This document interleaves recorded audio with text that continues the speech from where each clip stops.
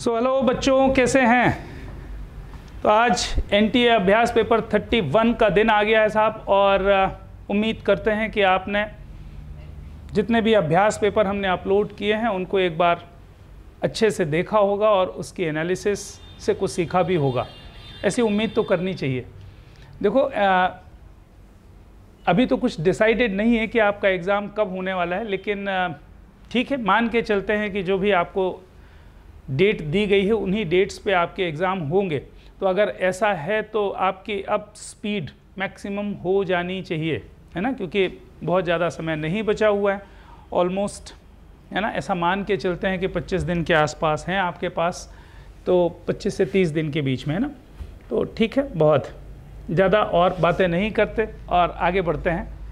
So here we start करते हैं साहब। क्या क्वेश्चन है देखते हैं साहब। Let A be the set of values of k for which 2 lies between the roots of the quadratic equation. देखो, लोकेशन ऑफ रूट्स के क्वेश्चन आपने बहुत सारे कर लिए हैं अभी तक, फिर भी इस क्वेश्चन में क्या बोल रहा है कि रूट्स हैं, कहाँ से कहाँ के बीच में लाई कर रहे हैं साहब। अच्छा, 2 लाइज बिटवीन द रूट्स, तो ए पॉजिटिव दिख गया साहब, है ना। ए पॉजिटिव है, इसका मतलब अपवर्ड डायरेक्टेड पैराबोला, और कंडीशन यहाँ कहीं पर 2 हो सकता है। One of the root is alpha and other root is beta, और 2 जो है वो अल्फा और बीटा के बीच में है। तो सीधी सी बात है कि 2 पर जो फंक्शन की वैल्यू होगी वो क्या आ रही है, नेगेटिव आ रही है। बस मुझे लगता है कि एक से काम चल जाएगा, तो आप तो इसको सीधा सीधा ज़्यादा दिमाग ना लगाते हुए f ऑफ -2 स्मॉलर देन 0 कर दीजिए। Sorry, f of 2 is smaller then 0, तो 2 रखा तो 4। अच्छा, लिख लेते हैं ना, 4 प्लस x की जगह 2 रखा तो प्लस 2k प्लस 4। अच्छा, -k -3 इज स्मॉलर देन 0। ये हो गया साहब k, और ये हो गया 8 -5, सो k should be smaller than -5। -5 से छोटा, यार मुझे तो ऐसा लग रहा है कि हमारे इस ऑप्शन में कोई मिस्टेक हो गई है। इसमें भी वही आंसर लिखा हुआ है और सी में भी वही आंसर लिखा हुआ है। तो ठीक है, जो भी आंसर होगा, किसी में कोई मिस्टेक होगी, so your answer is very clear, है ना। -∞ से -5, ये आपका आंसर होना चाहिए। कैलकुलेशन देख लेते हैं साहब। k + 5 is smaller then 0, so k should be smaller than 5। आसान क्वेश्चन।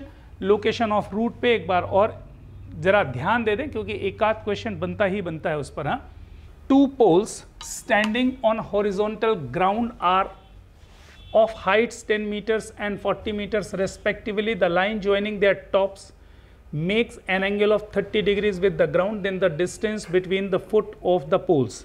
यार बहुत ही ऑर्डिनरी क्वेश्चन, क्लास 10th का क्वेश्चन, लेकिन फिर भी हाइट एंड डिस्टेंस के क्वेश्चन में मेरा एक्सपीरियंस ये कहता है कि आप कई बार डायग्राम बनाने में गड़बड़ करते हो।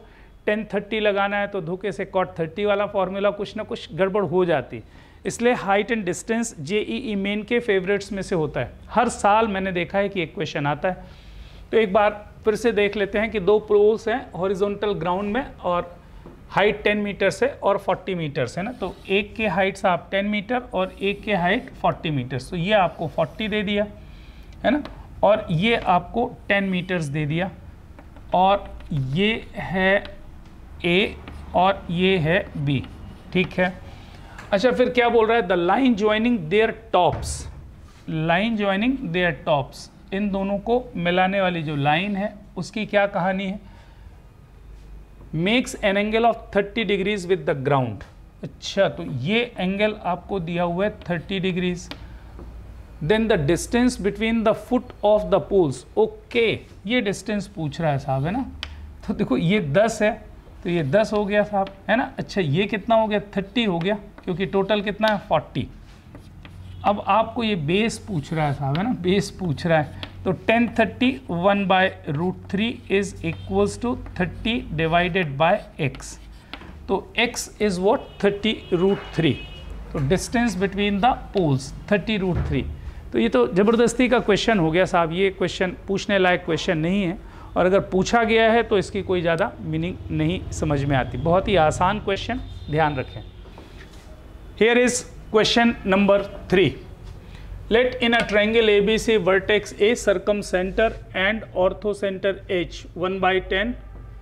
अच्छा, सर्कमसेंटर ये दिया हुआ है, ऑर्थोसेंटर ये दिया हुआ है, mid point of the side BC is given.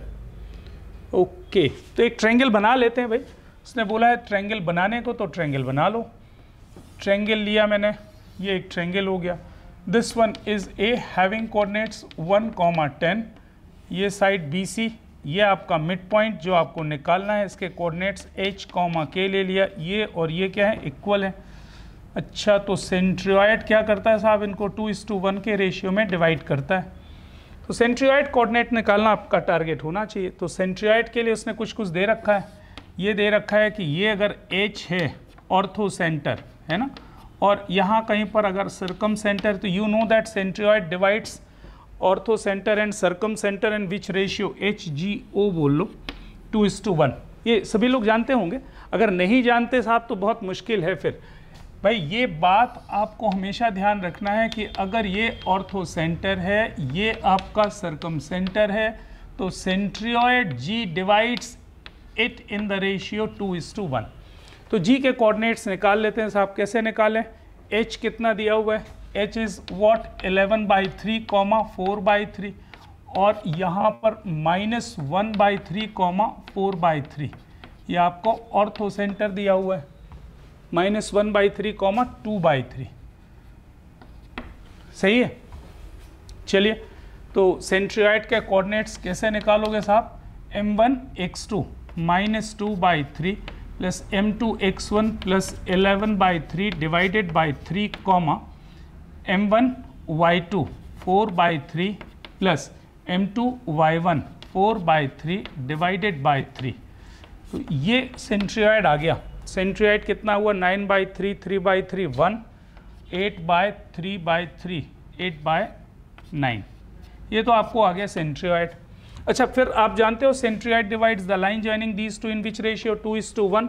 तो साहब फिर से बना लो. ये लिख लिया मैंने, A having coordinates 1, 10 and this one is the required point H, K, और there is centroid having coordinates 1, 8/9 which divides in ratio 2:1.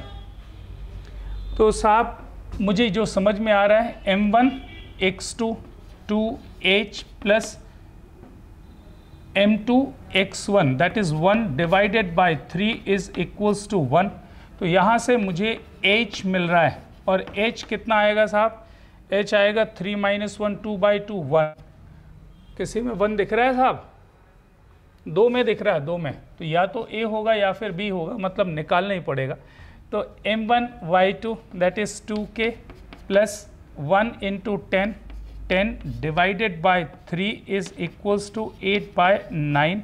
8/3 - 10, तो 8/3 - 10 किया तो -22/3/2 -11/3. ये आंसर आ जाएगा साहब, है ना, ये आंसर आ जाएगा. इसको आप हटा दो. तो गेम एक दो चीज़ें ना, इस क्वेश्चन में 2 कंसेप्ट आपके दिमाग में होना चाहिए कि अगर ये लिखा है ऑर्थोसेंटर और ये है सर्कमसेंटर, तो centroid always divides the line joining orthocentre and circumcentre in which ratio 2:1. ये एक बात हो गई. और दूसरी बात क्या मालूम होनी चाहिए आपको? दूसरी बात जो मालूम होनी चाहिए वो ये कि साहब, ये तो खैर सभी को मालूम है कि centroid divides the median in which ratio 2:1. फिर तीसरी बात जो इंपॉर्टेंट है वो है कैलकुलेशन. तो कैलकुलेशन आपका बढ़िया होना चाहिए ना. चलो, so here is question number 4. Means of 2 samples of size 40 and 50 were found to be 54 and 63 respectively. There is D, where 6 and 9 respectively. Variance of the combined sample size of 90. देखो साहब, ये जो क्वेश्चन स्टैटिस्टिक्स का दिया हुआ है, इसके respect में आपसे मुझे एक बात ज़रूर शेयर करनी चाहिए. जैसे मैंने लास्ट लेक्चर में आपसे बात की थी कि साहब variance of the first and natural numbers आपको लर्न करके रखना चाहिए, n² - 1 divided by 12. Similarly combined series का जो वेरिएंस होता है उसका भी एक फॉर्मूला है, उसको लर्न कर लें, दैट इज़ ऑलवेज बेटर.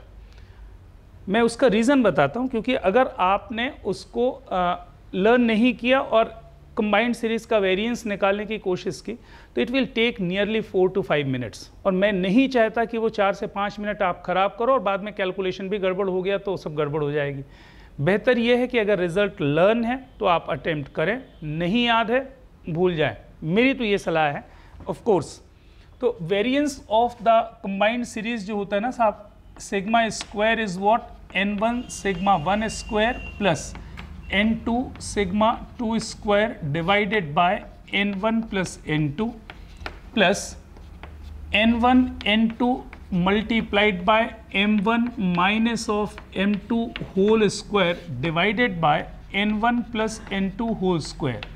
यह वेरिएंस कंबाइंड सीरीज के वेरिएंस का फॉर्मूला होता है। देखो अभी तक जब भी मैंने वेरिएंस के क्वेश्चन ऑब्जेक्टिव फॉर्मेट में देखे हैं तो वो तब दिया जाता था जबकि वो क्या करता था कि mean of the two series are equal. अच्छा, उसमें कहानी क्या बनती थी कि अगर दो सीरीज के मीन इक्वल हैं तो m1 माइनस m2 0 हो जाता था और ये टर्म गायब हो जाता था। बस केवल आपको ये कैलकुलेट करना होता था, that is a very easy task. लेकिन इस बार उसने ऐसा कुछ किया नहीं। फिर भी देख लेते हैं, n1 इज़ 40, n2 इज़ 50 और mean m1 is 54, m2 is 63 और वेरिएंसेस इसका 6 SD है तो वेरिएंस हो जाएगा कितना 36 और ये हो जाएगा 81। आप चाहो तो अलग से लिख सकते हो, n1 is equals to 40, n2 is equals to 50। अच्छा, मीन ये है साहब 54 और दूसरा जो है वो मीन दिया हुआ है 63। वेरिएंस की बात कर लें तो sigma 1 square is equals to 36 और sigma 2 square is equals to what 81।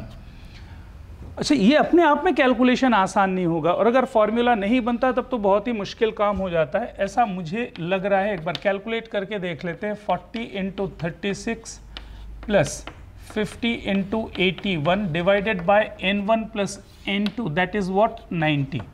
अच्छा, n1 n2 means what 40 into 50 multiplied by m1 minus m2 63 minus 54 6 3 9 81 और divided by n1 plus n2 मतलब 90 इंटू 90, ये 8100। बहुत ही अच्छा ना, बहुत ही अच्छा। कैलकुलेशन भी बहुत ही आसान बना दिया उसने ना।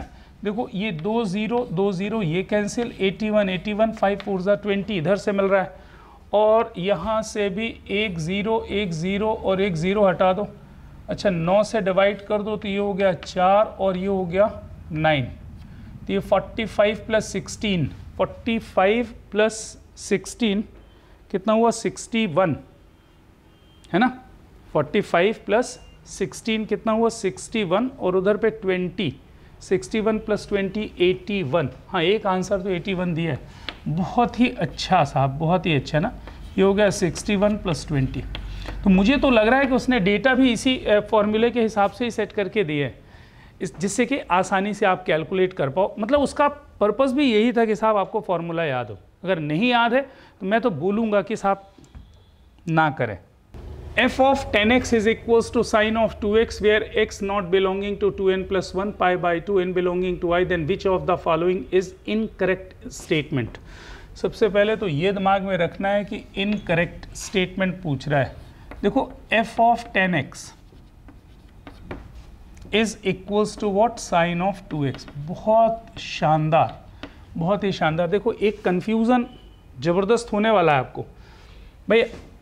f of 10x is equals to sine 2x दिया है, मैं इसको ऐसा लिख दूं कि f of tan of x is equals to, इसको लिख दिया मैंने 2 tan x divided by 1 plus tan square x।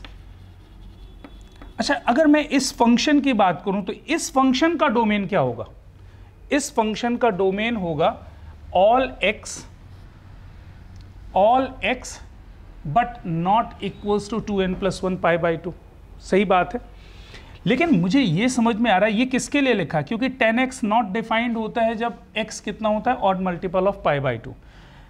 अच्छा, 10x की रेंज कितनी, 10x की रेंज कितनी होती है? All the real numbers. इसका मतलब ये हुआ कि इस फंक्शन में अगर मैं 10x को x मान लूँ, आप समझ पाएंगे तो बहुत ही अच्छा है कि f ऑफ x मैंने लिख दिया 2x upon 1 plus x square. अब मुझे बताओ कि इस फंक्शन की उसने डोमेन पूछी है, तो इसमें x की क्या क्या वैल्यूज़ हो सकती हैं? x की वही वैल्यूज़ होंगी जो 10x की रेंज होगी, और 10x की रेंज क्या होती है? All the real numbers. अरे भाई f के इनपुट में क्या दिया है? 10x, मतलब f के इनपुट में 10x की रेंज आने वाली। तो 10x की रेंज तो होती है all the real numbers, that means this one is defined for all the real numbers. तो domain of the function is what? All the real numbers. और इसने बोला है कि साहब domain of function is r except 2n+1 π/2, तो ये 100% गलत होगा। अच्छा, फिर दूसरा क्या हो रहा है? रेंज ऑफ द फंक्शन, इस फंक्शन की रेंज निकालनी। अच्छा, रेंज निकालने का तरीका क्या होता भाई? y इज इक्वल्स टू क्या मान लिया? 2x/1 + x², और यहाँ से मिलेगा yx² minus of 2x plus y is equals to 0। x क्या है? रियल नंबर, तो discriminant should be greater than और equals to 0। 4 - 4y² that should be greater than और equals to 0। y² - 1 should be less than or equals to 0, y belongs to closed interval -1 to 1। ये range होगी, तो ये तो सही है। अच्छा, fx is an odd function, तो fx क्या है? 2x/1 + x²। Of course fx odd function है। fx is many one function। आपको fx जो लिखा हुआ है वो है साहब 2x डिवाइडेड बाय 1 + x²। ये many one होगा? हाँ, हो सकता है। आप तो इसको ऐसा लिख लो, 2 डिवाइडेड बाय x से डिवाइड कर दिया ऊपर नीचे, तो ये हो गया साहब x + 1/x, ये आपका f(x) हो गया। अब जब भी एक्सप्रेशन में x + 1/x वाली चीज़ आ जाए, इसका मतलब क्या हुआ कि जो चीज़ 5 के लिए होगा वही चीज़ 1/5 के लिए होगा। अगर मैं आपसे बोलूं कि f(5) बता दो कितना होगा, तो साहब 2 डिवाइडेड बाय 5 + 1/5 होगा कि नहीं होगा? बिल्कुल साहिब। अच्छा, अगर मैं आपसे बोलूं कि f(1/5) कितना, वो भी इतना ही आएगा, 5 + 1/5। अरे आएगा कि नहीं? 5 + 1/5 या 1/5 + 5। अच्छा, इसका मतलब 5 के लिए वही वैल्यू आ रही है जो 1/5 के लिए आ रही है। इसका मतलब फंक्शन क्या हो गया? मेनी वन हो गया। इसका मतलब ये हो गया कि फंक्शन मेनी वन हो गया। मतलब सी, इसका मतलब ये हुआ कि बी ऑप्शन सही है, डी ऑप्शन सही है, C option B C D ये सही है, ये गलत। अच्छा, पूछ क्या रहा है? Which one is incorrect? Of course A is the incorrect option, क्योंकि उसने बोला है कि domain of the function is this, जबकि डोमेन ऑफ द फंक्शन क्या? All the real numbers. Confuse मत होइएगा यहाँ देख करके कि x is not equals to 2n+1/2 लिख दिया। ए भाई, वो तो 10x के लिए लिख रहा है ये, कि 10x डिफाइंड नहीं होगा जब x not equals to 2n+1 π/2, जब x इक्वल्स टू 2n+1 π/2 होगा। जब आप इस फंक्शन को f(x) की बात कर रहा है ना, f(x), डोमेन ऑफ f(x), तो x की जगह क्या आ गया? 10x। मतलब f के इनपुट में क्या मिलेगा? 10x की जो आउटपुट है, मतलब 10x की रेंज। तो सीधी सी बात, ये फंक्शन डिफाइंड होगा for any value of x। सही है, तो इसका ऑप्शन क्या आ गया? विच one is incorrect statement? A is incorrect statement. The area bounded by the curve y is equals to x² into x - 1 whole square with x-axis is k² units, then you have to find the value of 60k। तो साहब आपको 60k की value निकालनी है area under this curve. अच्छा, इस curve को देख करके क्या समझ में आता है? इसके रूट्स तो मिल रहे हैं साहब, x = 0 और x = 1 मिल रहा है। अच्छा, अगर मैं आपसे बोलूं कि इस कर्व को थोड़ा सा ट्रेस कर दो, बाई क्वाड्रेटिक दिख रहा है, लीडिंग कोएफिशिएंट 1 है, तो अपर लेफ्ट से अपर राइट ही जाएगा, W का शेप बनेगा, है ना? कर्व ऐसा कुछ बनेगा, ये कर्व बनेगा, और रूट्स यहाँ पर आएगा, टच करेगा x = 0 पे और x = 1 पे, ये आपकी y एक्सिस आएगी। अच्छा, ये बात आपको मालूम है ना? इसको x² into x - 1², तो रिपीटेड रूट है ना, x = 0 पे क्या है? Repeated root. और कितने बार रूट रिपीट हो रहा है? 2 बार। इवन मल्टीप्लिसिटी कहलाती है, इवन डिग्री मल्टीप्लिसिटी। उस पर कर्व क्या करता है? टच करता है और फिर ऊपर निकल जाता है। यहाँ पर भी कर्व टच करेगा और ऊपर निकल जाएगा। मतलब x = 0 पर टेंजेंट मिलेगा और x = 1 पे भी टेंजेंट मिलेगा। ऑड डिग्री होता तो वो क्रॉस करता है इसको, ऑड डिग्री होता तो क्या करता? क्रॉस करता, और इवन डिग्री होगा तो टच करके छू के निकल जाएगा। ये आपका कर्व हो गया साहब, और बचा क्या? एरिया। एक्स एक्सिस के साथ एरिया निकालना है साहब, ये एक्स एक्सिस मतलब 0 से 1 तक बेसिकली आपको इसको इंटीग्रेट करना है। तो ये अच्छा कोई भी नेगेटिव साइड पे तो है नहीं कर, इसका मतलब है सीधा सीधा इंटीग्रेशन होगा। तो रिक्वायर्ड एरिया होगा साहब इंटीग्रल 0 to 1, यहाँ पर मिलेगा एक्स स्क्वायर, ये होगा x square minus of 2x plus 1 dx।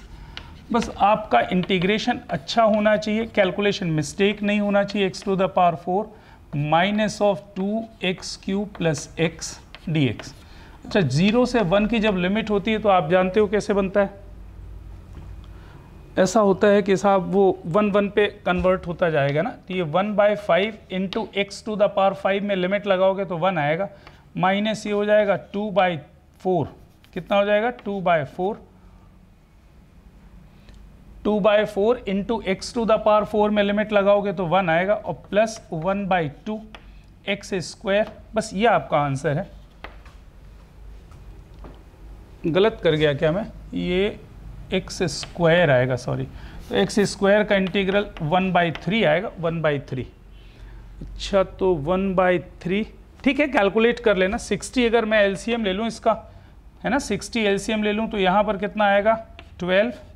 अच्छा और ये कितना 15 माइनस 30 और प्लस 20 डिवाइडेड बाय 60, ये आपका एरिया आ रहा है। तो ये आ गया साहब 32 माइनस 30 2/60, तो k की वैल्यू आ रही है साहब 2/60 ये, और पूछ रहा है 60k, तो 60k is equals to what 2 answer आ जाएगा। तो 2 आंसर इसका आना चाहिए, ये 2 आंसर हो गया, that is the correct answer. सही है ना। आपको केवल एक रफ आइडिया होना चाहिए, जब बाई क्वाड्रेटिक इक्वेशन जब भी बनता है तो इवन डिग्री और ऑड डिग्री मल्टीप्लिसिटी वाली बात होती है। यहाँ पर x के 2 रूट्स आ रहे हैं ना इस इक्वेशन के, एक मिल रहा है x = 0 और दूसरा मिल रहा है x = 1, दोनों पे इवन मल्टीप्लिसिटी मतलब रिपीट हो रहा है 2 बार रूट, तो रिपीट होने पर कर्व W का शेप बनेगा और x = 0 और x = 1 पर x एक्सिस उस पर टेंजेंशियल होगी। एरिया अंडर द कर्व बात कर रहा है x एक्सिस के, तो ये आंसर हो गया साहब। अच्छा बहुत सारे लोग तो किस्मत के भरोसे चलते हैं, है ना, किस्मत के भरोसे ऐसा कि 2 रूट्स मिल गए 0 और 1, खट से 0 से 1 से इंटीग्रेट कर दिया। किस्मत अच्छी होती तो आंसर सही आ जाएगा, इसलिए क्योंकि इसमें कोई भी कर्व का पार्ट नीचे नहीं जा रहा है, इसलिए कोई इशू नहीं, डायरेक्ट आपको इंटीग्रेशन मिल जाता है। लेकिन कभी कभी गड़बड़ हो जाती है, इसलिए एक रफ आइडिया आपको कर्व का जरूर होना ही चाहिए। So here is question number 7।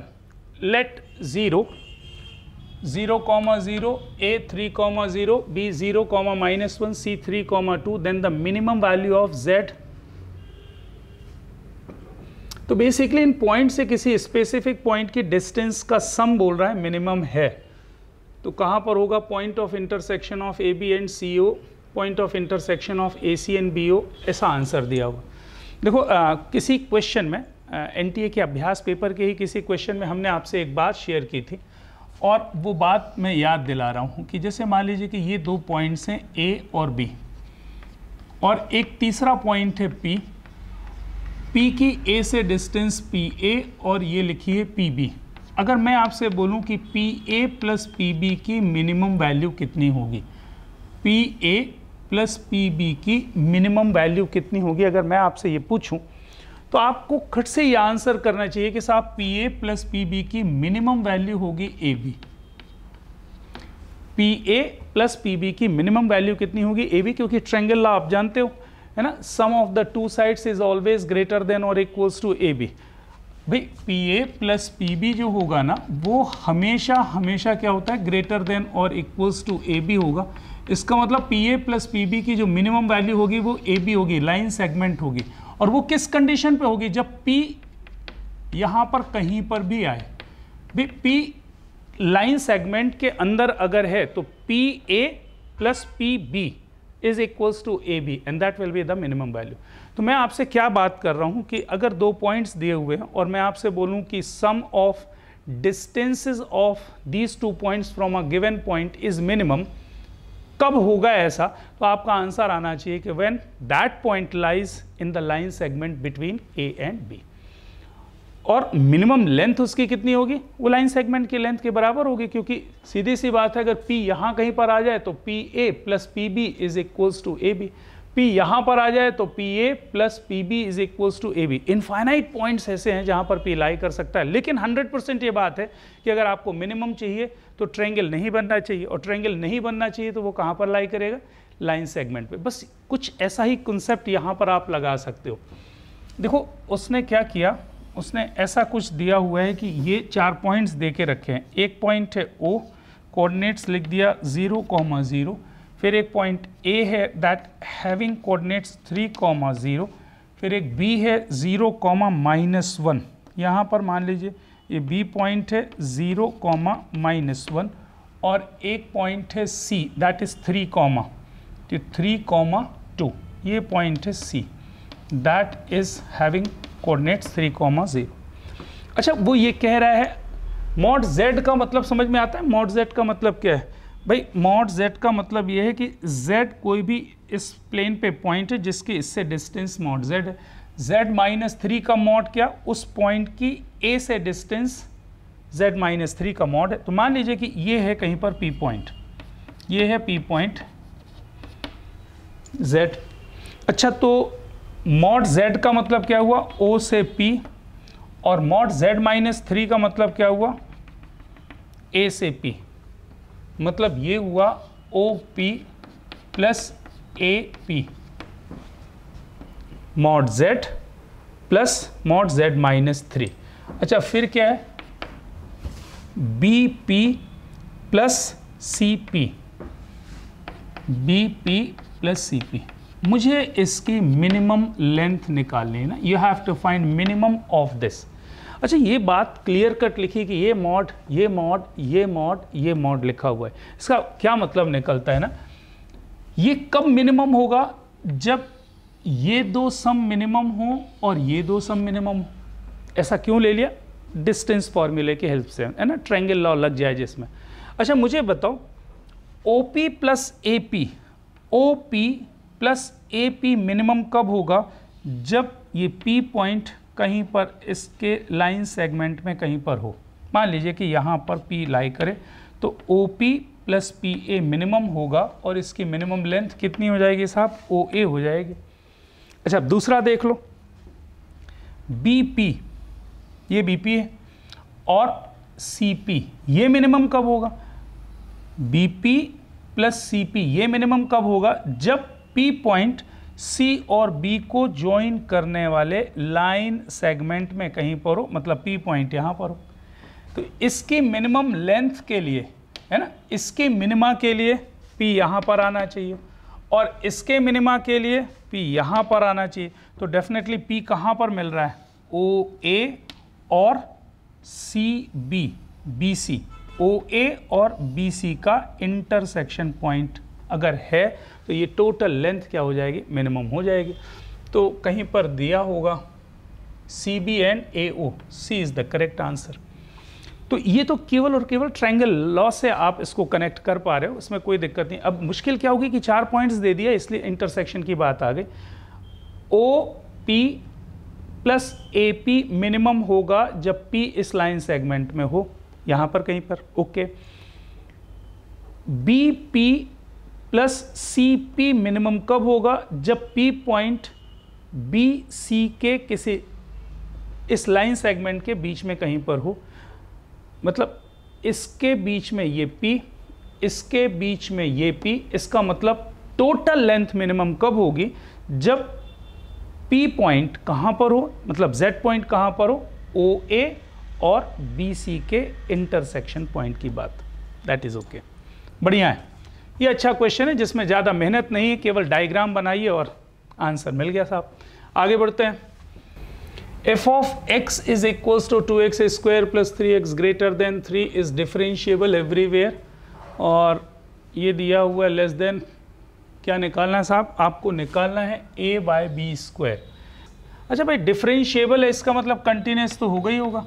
अच्छा, कंटिन्यूस है मतलब LHL is equals to RHL is equals to value of the function होगा। अच्छा, LHL निकालने के लिए x इक्वल्स 3 इस पे रख दो आप, 9a plus 3b plus 1। RHL निकालो, उधर से निकालो RHL, x इक्वल्स 3 रख दिया तो कितना हो गया साहब? 21। यहाँ से मिल गया 9a + 3b is equals to 20, यह आपका पहला ऑप्शन। अच्छा, दूसरा इक्वेशन आपको फंक्शन डिफरेंशिएबल।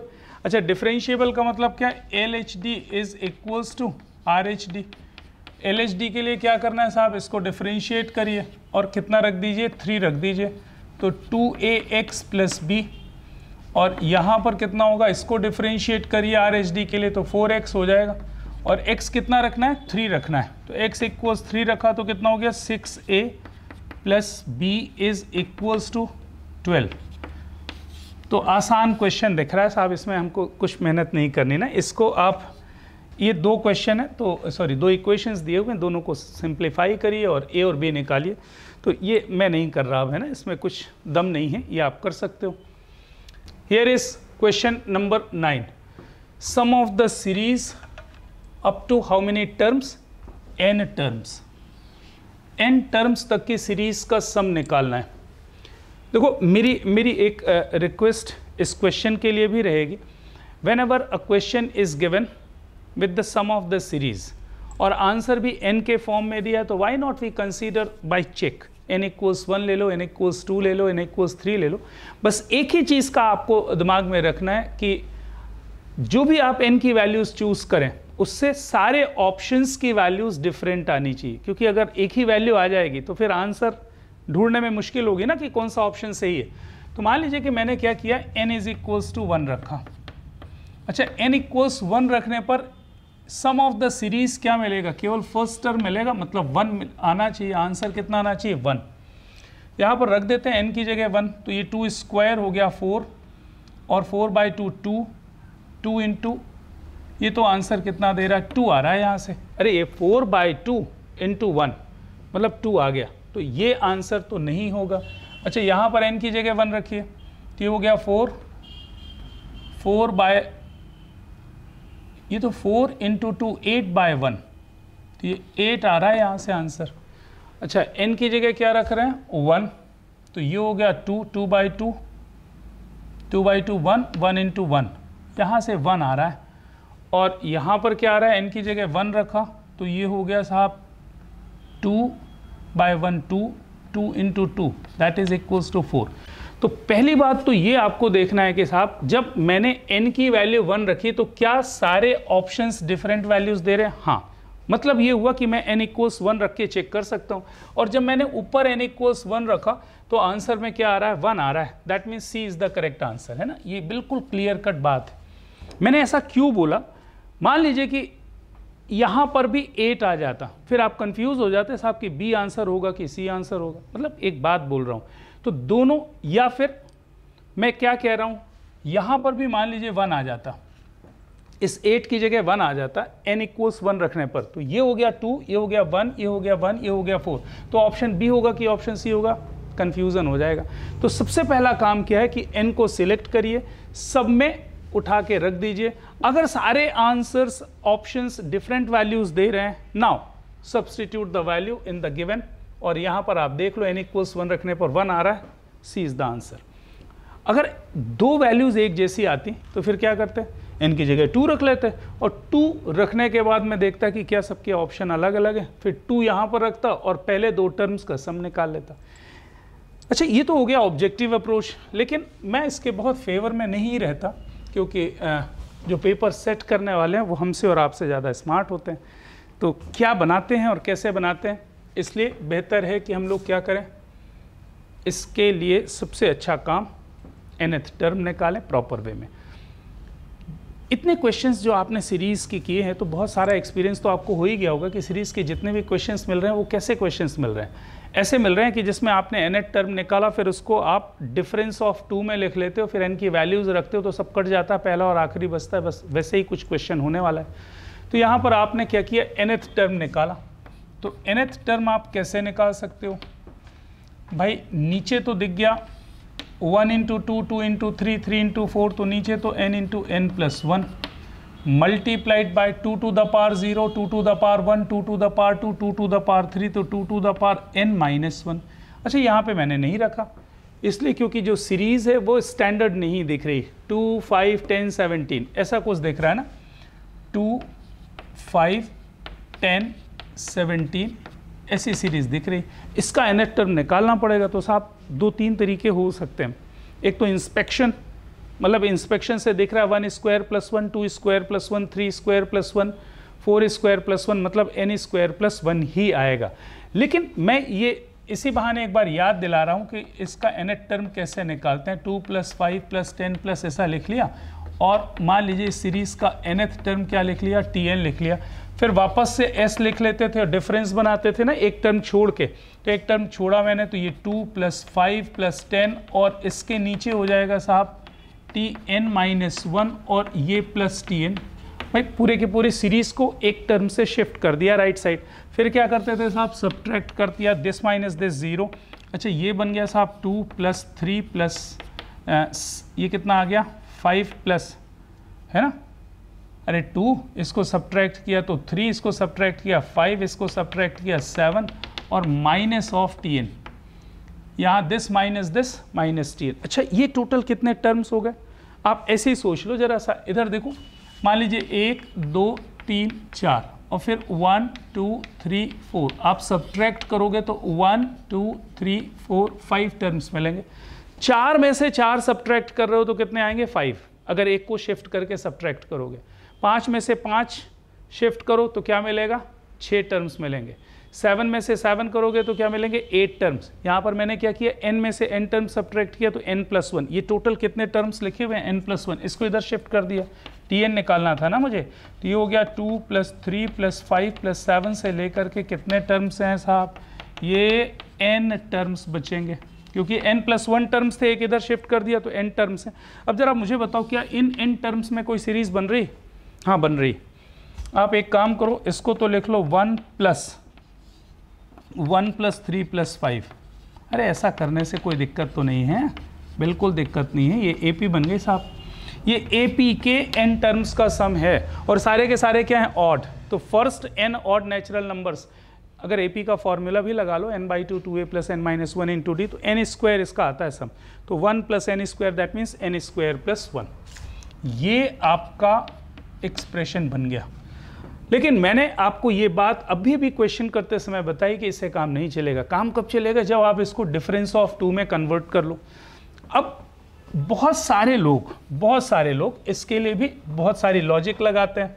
हम नहीं चाहते कि आप जरा भी आड़ा टेढ़ा दिमाग इस्तेमाल करो, सीधे सीधे इसको सिंप्लीफाई करने की वर्किंग करो। कैसे करते हैं इधर देख लो जरा सा। ये जो नीचे लिखा है ना, इसको बनाने की कोशिश कर रहा हूँ मैं, तो मैंने लिख दिया n × n+1। अच्छा ये कितना हो गया n² + n, तो यहाँ पर -n कर दिया और +1 कर दिया, डिवाइडेड बाय n × n+1। मेरे ख्याल से समझ में आ गया मैंने क्या लिखा, × 2n-1, तो एज इट इज चलेगा। ये n² + n -n +1, तो n² + 1 ही आ जाएगा। अच्छा दिस बाय दिस किया तो 1 आ जाएगा, माइनस n / n × n+1 आएगा, और प्लस 1 / n × n+1 आएगा। याद रखना है कि मुझे डिफरेंस ऑफ 2 में लिखना है इसको। अच्छा ये ज़रा मुझे बता दो कि क्या आ गया, ये 1 - 1 / n+1, और इसका पार्शियल फ्रैक्शन कितना होगा साहब, 1 / n - 1 / n+1। बिल्कुल आसान तरीके से ऊपर कांस्टेंट बनाता चल रहा हूँ मैं।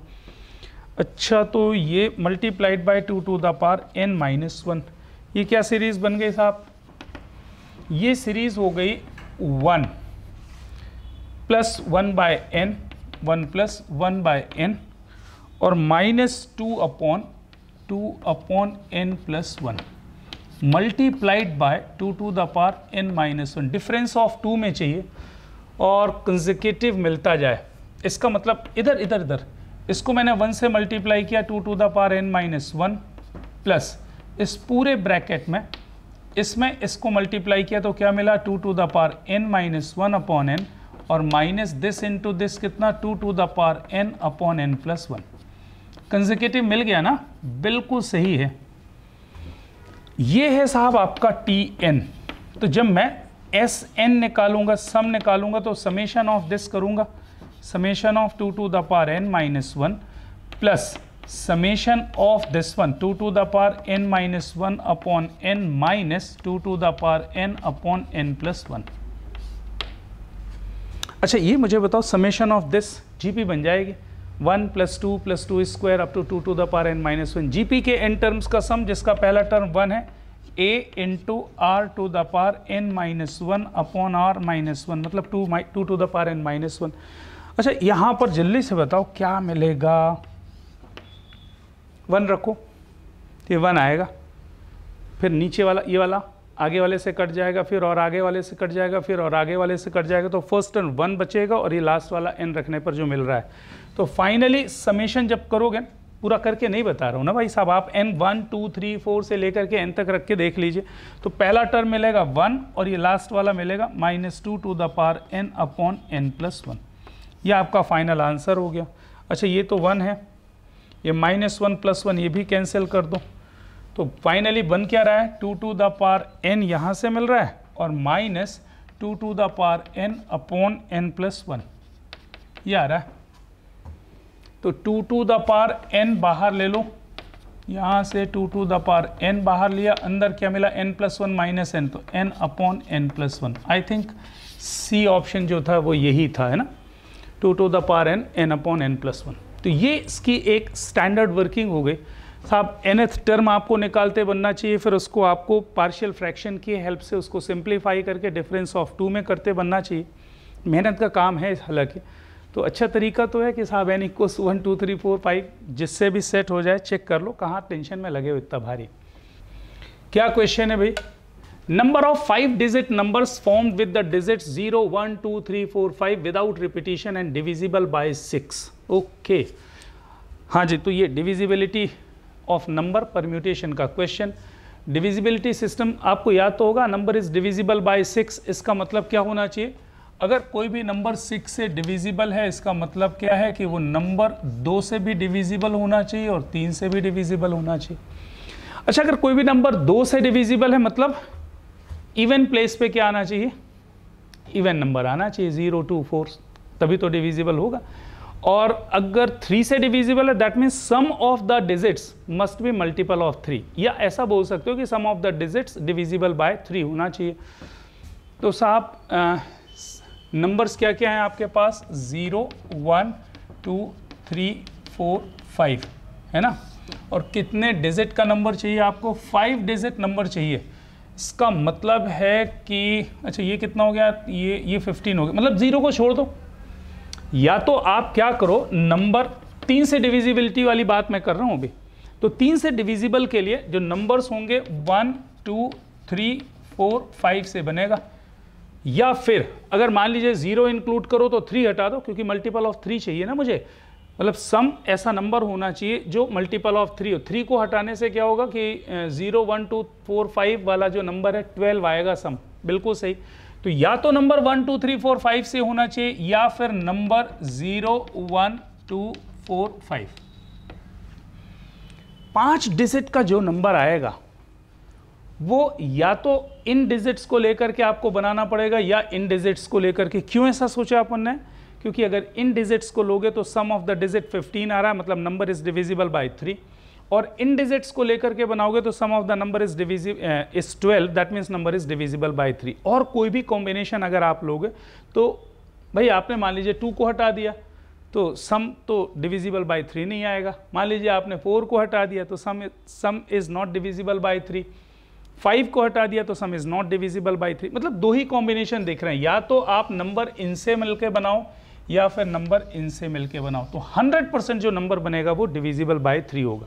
अब बात यह आ रही है कि डिविजिबल बाय 3 तो चाहिए ही चाहिए, साथ में डिविजिबल बाय 2 भी चाहिए। तो जरा देख लो भाई 1 2 3 4 5 इवन नंबर चाहिए बेसिकली। तो इस प्लेस को भरने के तरीके कितने हैं, 2 हैं, या तो 2 भर सकते हो या 4, या तो 2 या फिर 4। मान लीजिए कि आपने 2 को प्लेस कर दिया। अब रिमेनिंग प्लेसेस 1 2 3 4 और रिमेनिंग डिजिट्स 1 1 2 3 4। इस प्लेस को भरने के तरीके 4, इसको भरने के तरीके 3, इसको भरने के तरीके 2, इसको भरने के तरीके 1, ऑफ कोर्स इसको भरने के तरीके 2 आपने ले लिया। 4 3 2 1 factorial 4 into 2 that is what 48। तो 1 2 3 4 5 से बनने वाले नंबर जो 3 से भी डिविजिबल हैं और साथ ही साथ 2 से भी डिविजिबल हैं कितने हो जाएंगे 48। अच्छा 0 1 2 3 4 यार जीरो वाले जो क्वेश्चंस होते हैं उसमें अपन को क्या करना पड़ता है, केसेस बनाने पड़ते हैं। तो आपने क्या किया, 1 2 3 4 5 इस प्लेस पे भर दिया जीरो, जीरो भर दिया भाई।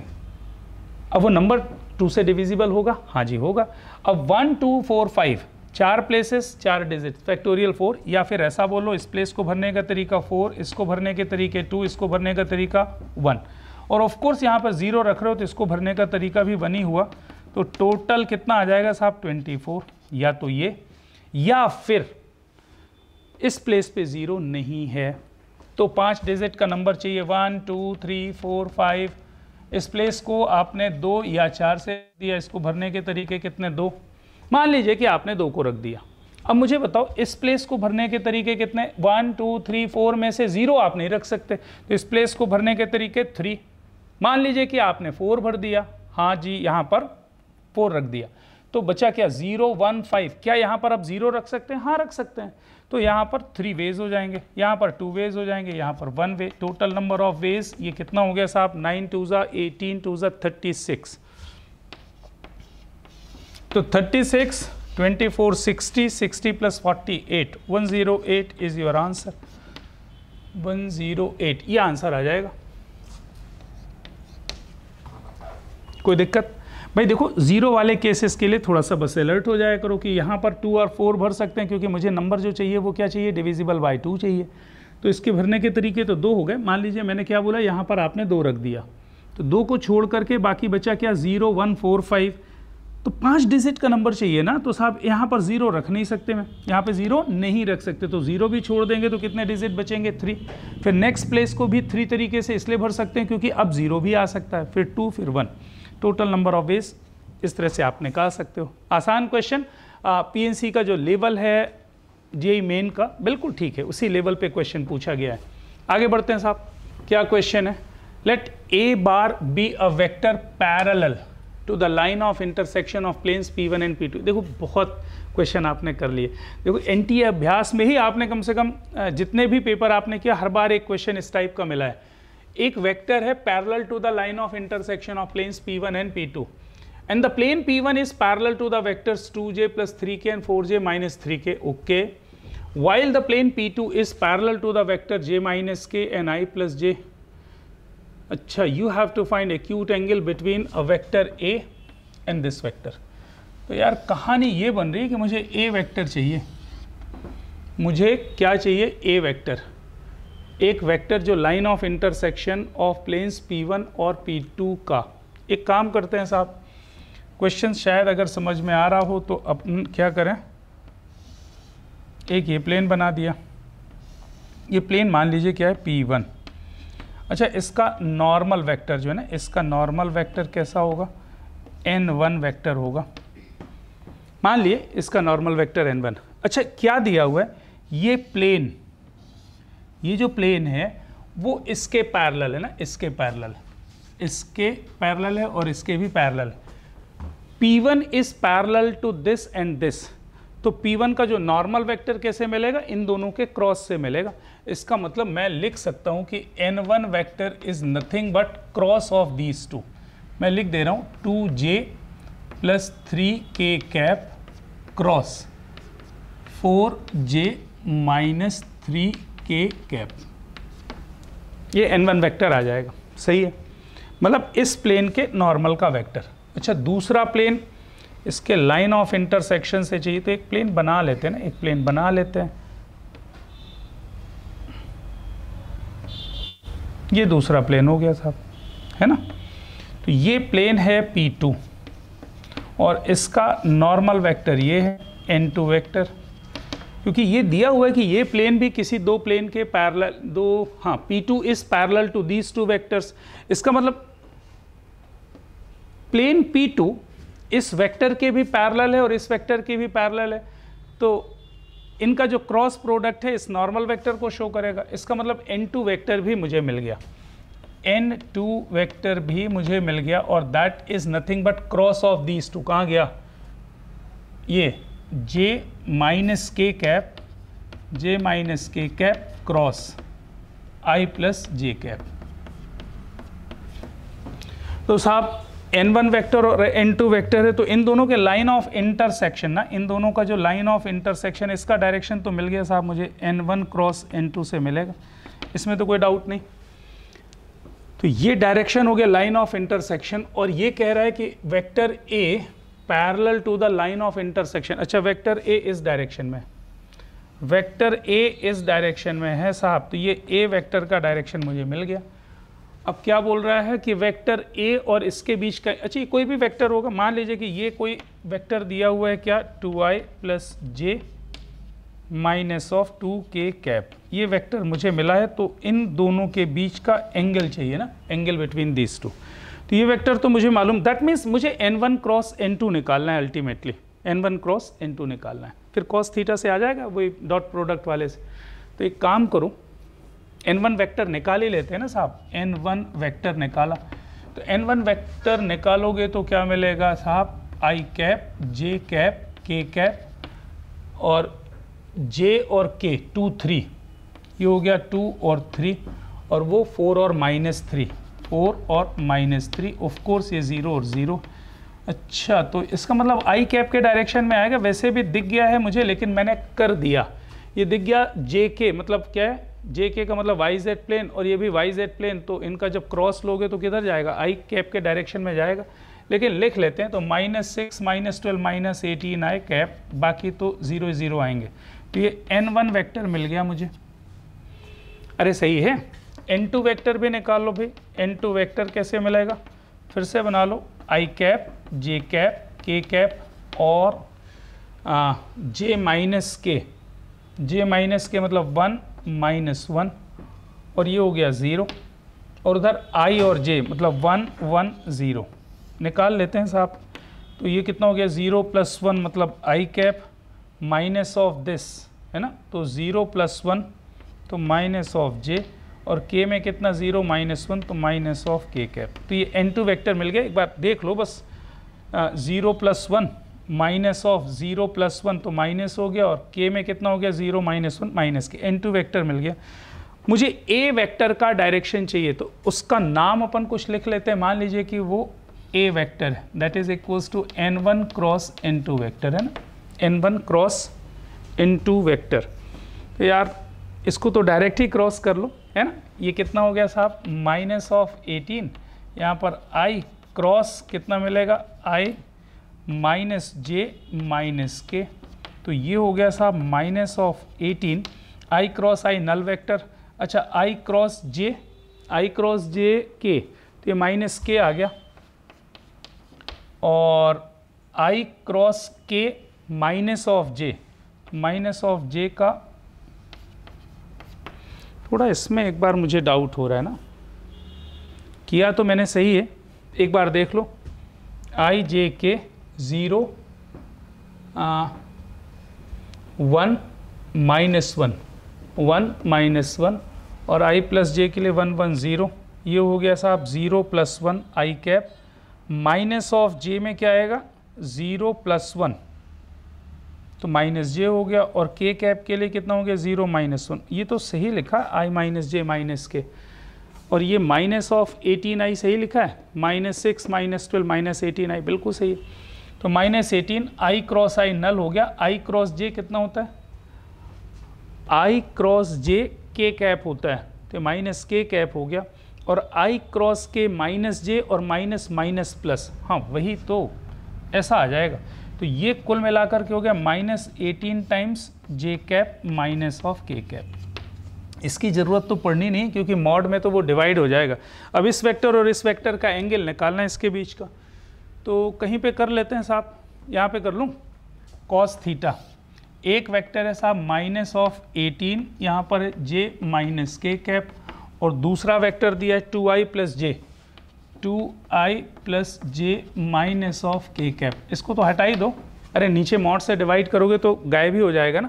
तो cos थीटा कितना आएगा, cos थीटा आएगा j 1 + 1, अरे सही है, डिवाइडेड बाय, इधर पे कितना आएगा साहब √2 इंटू, ये कितना आ जाएगा 2 4 + 1 + 1 √6। अरे यार 2 1 -2 है ना, 2 1 -2, तो 2 1 -2 कर लो, ये तो 3 आएगा। और ऊपर क्या आ रहा है, j - k, ये 2k है ना, हाँ सही है, 1 + 2, ये बाद में आ गया 2, तो ये मॉड लिया, ये 3 और 3 कैंसिल, ये बाद में मैंने -2 लिखा है ना, इसलिए मिस्टेक हो गई। तो cos थीटा 1/√2, 1/√2 के लिए कोई answer, π/4 is the correct answer है ना, ये आंसर हो जाएगा। हाँ, थोड़ा सा कैलकुलेशन ज़रूर करना पड़ा, हालांकि चाहो तो आप n1 वेक्टर को बचा सकते थे ये लिखने के लिए। मुझे 18 से कोई मतलब नहीं है यार, cos थीटा जब आप निकालोगे ना तो ये मॉडुलस ऑफ -18 तो नीचे भी आएगा, तो वैसे ही ख़त्म कहानी हो जाएगी साहब, है ना। तो ठीक है, क्वेश्चन अच्छा है लेकिन कैलकुलेशन करना पड़ेगा, है ना। आगे बढ़ते हैं भाई। Here is question number 12. If y is equals to cos x, cos 2x, cos 4x, cos of 8x, then you have to find dy/dx at x equals π/2. ये साहब बढ़िया है 4। तो एक मुझे तो ये याद आ रहा है कि अगर आपको ये बनता है कि साहब cos of x then cos of 2x into cos of 2² x into up to cos of 2 to the power n-1x, है ना। तो मैं एक स्टैंडर्ड तो याद ही दिला देता हूँ, that is equals to what, sine of 2 to the power nx whole divided by 2 to the power n sine of 2x, sorry sine of x। ये फॉर्मूला होता है साहब, है ना। यहाँ पर ये 4 लिखे हुए हैं, तो ये finally y is equals to कितना हो जाएगा, sine 16x divided by 2 to the power n means 16 sine of x। अच्छा y डैश निकाल लो साहब, ये हो जाएगा 1/16, तो बाहर ही कर दो। अच्छा ये हो गया साहब sine of x multiplied by 16 into cos of 16x minus sine of 16x into cos of x whole divided by sine of square x। ये आपका डेरिवेटिव हो गया साहब। और क्या चाहिए, π/2 रखना है, तो cos π/2 0, तो ये तो कहानी ख़त्म। अच्छा तो यहाँ पर क्या आएगा, π/2 cos ऑफ 8π, ये तो हो जाएगा 1, साइन π/2 1, और ये भी हो गया 1, 1 - 0 1 1, 16/16 आंसर है, 1 इज़ द करेक्ट आंसर। तो डी इज़ द आंसर, है ना। ये काफ़ी आसान क्वेश्चन, काफ़ी आसान क्वेश्चन पूछ लिया आपसे, बस थोड़ा सा अगर ये याद हो तो बेहतर है, अदरवाइज कंसेक्यूटिव टर्म्स के प्रोडक्ट की भी एक वर्किंग होती है, लेकिन ठीक है आपका इससे काम चल जाएगा, बढ़िया है। Let points a1 a2 a3 lie on parabola y² is equals to 8x if triangle a1 a2 a3 is an equilateral triangle and normals at point a1 a2 a3 on this parabola meet at the point h, 0, then you have to find the value of h। अच्छा ये तो आपको समझ में आना ही चाहिए कि equilateral triangle बनाना है, 3 पॉइंट्स दिए हुए हैं इस पैराबोला पे। तो पहले अपन डायग्राम ही बना लेते हैं ना अच्छा सा। ये पैराबोला बना दिया, इस पैराबोला पे 3 पॉइंट्स लेने, एक पॉइंट आप ओरिजिन ही ले लो, बोला नहीं है उसने ओरिजिन इज अ पॉइंट, ये उसने मेंशन नहीं किया है, लेकिन आसान तरीका होगा, क्योंकि देखो ऐसे समझो कि अगर पैराबोला पे आपको इक्विलैटरल ट्रायंगल बनाना है ना, इक्विलैटरल ट्रायंगल बनाना है, तो पैराबोला पे इक्विलैटरल ट्रायंगल के लिए ये तो परपेंडिकुलर ही होगा बिकॉज ऑफ सिमेट्रिसिटी, है ना। ये परपेंडिकुलर ही होगा, और जब आप इसको ज्वाइन करोगे तो आपको इक्विलैटरल ट्रायंगल इसके अलावा और किसी कंडीशन पे तो मिलेगा ही नहीं ना। इक्विलैटरल ट्रायंगल के लिए एक पॉइंट आपने कहाँ पर ले लेना, वर्टेक्स पे ले लेना। तो ये आपने वर्टेक्स पे एक पॉइंट ले लिया a1, और a2 a3 ऐसे ही कुछ होंगे जिसमें सिमेट्री मिलेगी। ये पॉइंट a2 हो गया और ये पॉइंट a3 हो गया, और वो ये कह रहा है कि साहब ये जो ट्रायंगल है a1 a2 a3 that is what, equilateral triangle. ये तो परपेंडिकुलर होगा, ये कंफर्म है ना भाई। क्यों होगा परपेंडिकुलर, अदरवाइज इक्विलैटरल कैसे बनेगा भाई, सिमेट्री है ना, जो ऊपर पॉइंट मिलेगा उसी का रिफ्लेक्शन नीचे पॉइंट मिलने वाला है। अब आप साहब इस पर नॉर्मल्स ड्रॉ करना है ना। इन पॉइंट्स पर नॉर्मल्स ड्रॉ किया, मान लीजिए ये आपने टेंजेंट बना दिया, तो ये इसका एक नॉर्मल हो गया, ओके। तो दूसरा नॉर्मल भी ऐसे ही कुछ जाएगा, है ना। तो ये नॉर्मल आपने n2 बनाया, ये मान लीजिए n1 बनाया, ये पॉइंट h, 0 दिया हुआ है और ये x एक्सिस पे है साहब पॉइंट, है ना। तो h के कोऑर्डिनेट्स निकालने हैं, तो पैरामीट्रिक से कर लेते हैं साहब। पैरामीट्रिक से ना a2 के कोऑर्डिनेट्स आप ले लीजिए, at² 2at, है ना। तो इस पॉइंट का कोऑर्डिनेट क्या हो जाएगा, at² -2at। अच्छा, तो क्या मुझे इसका स्लोप मिल जाएगा क्या? हाँ जी, बिल्कुल मिल जाएगा। इसका स्लोप होगा 280/at²। तो इसका स्लोप आपने लिख लिया 280/at²। That means slope is what, 2/t। 2/t is the slope. अच्छा, और इसका स्लोप भी दिया हुआ है ना, 30 डिग्रीज है क्योंकि इक्विलैटरल ट्रायंगल है। That is tan 30। tan 30 is what, 1/√3, मतलब t की वैल्यू मिल गई आपको। t is equals to what, 2√3। अब आपको h, 0 निकालना। अच्छा, a कितना दिया हुआ है साहब, y² is equals to 8x, मतलब a की वैल्यू आपको दे के रखी है 2, है ना। और आपको h, 0 निकालना। नॉर्मल का इक्वेशन लिख लो, उसमें x कोऑर्डिनेट को 0 कर लो और क्या। तो नॉर्मल का इक्वेशन at², 2at पे नॉर्मल का इक्वेशन कितना होता है, पैराबोला पे याद है क्या, y + tx is equals to 2at + at³। ये इक्वेशन ऑफ नॉर्मल होता है साहब, है ना। ये नॉर्मल का इक्वेशन है at², 2at पे। बिल्कुल लर्न करने वाली बात है, याद रखना पड़ेगा। नहीं भी लर्न करोगे तो निकाल लोगे, लेकिन टाइम लगेगा। अच्छा, h निकालने के लिए क्या होगा, y को 0 रखना पड़ेगा, तो 0 कर दो, t से डिवाइड कर दो, तो x आ जाएगा कितना, 2at + at²। That means this one is h। x का मतलब क्या, h is equals to what, 2at + at²। ये आ गया साहब, है ना। और t कितना, 2√3, a कितना 2, 2at क्यों, 2a बचेगा ना भाई, t से डिवाइड भी तो कर रहे हो, 2a + at²। ये निकालना है साहब, निकाल लो। t² कितना, 2√3 का स्क्वायर 12, 12 × 2 24, 24 + 4, 4 + 24 h आएगा, and that is what, 28 is the answer. ये रहा आंसर जी, है ना। Option D is the correct one. ये बढ़िया क्वेश्चन है ना, पसंद आया। ऐसे क्वेश्चंस थोड़ा सा क्लियर भी है, इसी बहाने नॉर्मल का इक्वेशन आपने एक रिपीट कर लिया, 30 डिग्री से स्लोप आपको कैसे निकालना है ये समझ में आ गया।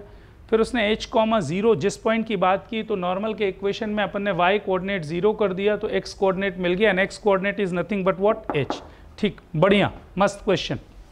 क्या लिखा हुआ है, let i is equals to 0 to 24 pi fractional part of sin x dx, value of 2i। Okay, value of 2i पूछ रहा है भाई। इस चीज़ पे ज़रूर ध्यान रखें, मिस्टेक इसी पे होना है, क्योंकि उसने 4 पाई भी दिया है। अच्छा, 4 पाई का डबल नहीं दिया है, 12 पाई दिया, 12 पाई का डबल दिया है, तो थोड़ा सा अलर्ट रहें, है ना। 2i की जगह i ना निकाल के भाग आए। Sine of 2 pi -x -sin x, है ना। अच्छा है, तो कभी बीच में अपन ने ऐसी वाली बात तो कर ही ली थी, fractional part of x plus fractional part of -x। इसकी वैल्यूज आप दो वैल्यूज होती हैं, 0 होगी for all x belongs to integer, और इसकी वैल्यू होगी साहब 1 for all x does not belongs to integer. अच्छा, ये बात समझ में आ रही है कि अगर इसकी वैल्यू 0 हो गई, लाइन सेगमेंट बनेगा ना, लाइन सेगमेंट। अरे किसी भी पॉइंट के नीचे का जो एरिया होगा वो क्या होगा, एक सिंगल लाइन ना, उस लाइन का एरिया होता नहीं ना, एरिया उसकी बेसिकली कितनी हो जाएगी, 0। क्यों, क्योंकि उसकी विड्थ कितनी आएगी, 0। तो ये बात आपको समझ में आनी चाहिए कि किसी पॉइंट के नीचे का एरिया अगर मैं आपसे बोलूँ तो दैट विल ऑलवेज बी 0। तो इंटीजर्स पे तो 0 हो गया, तो इंटीजर पे तो छोड़ ही देना है, मतलब fractional part of x plus fractional part of -x 1 आता है, इस बात को बस ध्यान रखें। अच्छा, इसका पीरियोडिसिटी कितनी, पीरियड कितना होता है भाई, 2 पाई, तो 12 पाई तो बाहर ले लो, तो 12 पाई बाहर आ गया। अरे 12 बाहर आ गया, इंटीग्रल 0 to 2 पाई, सही है। अच्छा, fractional part of sine of x dx, ये आपका क्वेश्चन है। तो आपने क्या किया, इसमें किंग्स लगा लो, 2i करना है साहब, तो किंग्स लगा लो, और क्या है, तो किंग्स लगाए तो ये मिला 12 times integral 0 to 2 pi and this one is what minus of sine of x fractional part dx। तो ये हो गया साहब 2i, दोनों को ऐड कर लिया, ये हो गया 12 इंटीग्रल 0 से 2 pi, this one is what fractional part of sine x plus fractional part of minus of sine of x integral dx। और ये वैल्यू या तो 0 होगी या फिर 1, तो 0 वाली तो सारी कहानी छोड़ दो, 1 बचा। तो 2i is equals to what, integral 0 से 2 पाई ले लिया, यहाँ पर 12 पहले से था 1 dx, तो 2 पाई हो गया 12 इंटू इसका इंटीग्रल x, 2 पाई माइनस 0 मीन्स 2 pi, answer is what 24 pi. ये आंसर हो जाएगा साहब, 24 pi is the correct answer. सही है। The line 2x plus y is equals to 3 cuts the ellipse. अच्छा ये कैसा एलिप्स है साहब, इस एलिप्स के अगर मैं फोटो बनाऊं तो x square upon 5/4 plus y square upon 5 is equals to 1 है। a is smaller than b है, मतलब वर्टिकल वाला है। अच्छा ये लाइन उसको कट करती है p और q पे, theta is the acute angle between the normals at p and q, then theta equals. तो एक काम करो ना भाई, ये एलिप्स बना दिया मैंने, this one is your ellipse, ठीक है।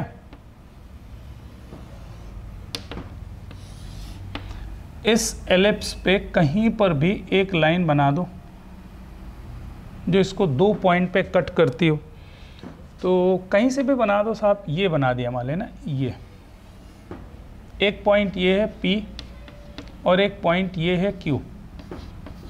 ये कौन सी लाइन है, 2x plus y is equals to 3।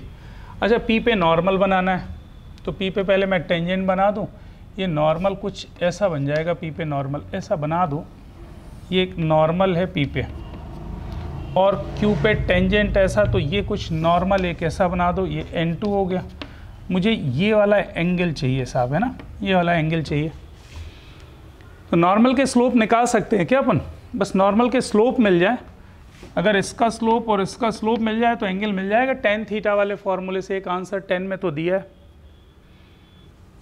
जब स्लोप निकालने के लिए साहब मुझे ये 2 पॉइंट्स अगर मिल जाए, पहले इंटरसेक्शन निकाल लेते हैं। यहाँ से कैलकुलेट करो ज़रा, y कितना है, y is equals to 2x minus 3, y equals what 2x, अरे यार 3 minus 2x, y is equals to 3 माइनस ऑफ 2x, रख दो जरा, ये आएगा 4x स्क्वायर, है ना, plus y square means 4x square minus 12x plus 9 is equals to 5, तो 8x square minus 12x plus 4 is equals to 0, 2x square minus 3x plus 1 is equals to 0, तो minus 2 minus 1 ना, ये 2x square minus 2x minus x plus 1 equals 0, तो 2x बाहर लोगे तो कितना आएगा साहब, x माइनस 1, तो x की 2 वैल्यूज़ मिल रही है, एक 1 और 1/2, सही है ना। अरे 2x बाहर लिया तो x माइनस 1, हाँ x की 2 वैल्यूज़ आ रही हैं 1 और 1/2।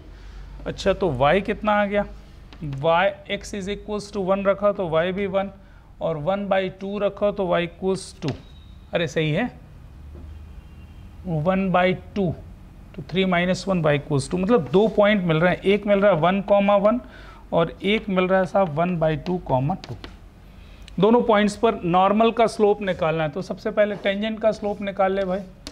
टेंजेंट का स्लोप निकालने के लिए डिफरेंशिएट करो कर को, टेंजेंट का स्लोप ये हो गया साहब 8x plus 2y, y dash is equals to 0, y dash is equals to what minus of 4x upon y, ये आ जाएगा साहब, y dash is equals to what minus of 4x divided by y।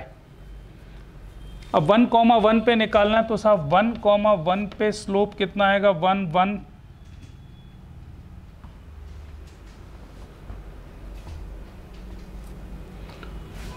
1,1 पे slope आ रहा है साहब -4 और 1/2, 2 1/2 रखा तो -2/2 तो कितना आ गया स्लोप -1।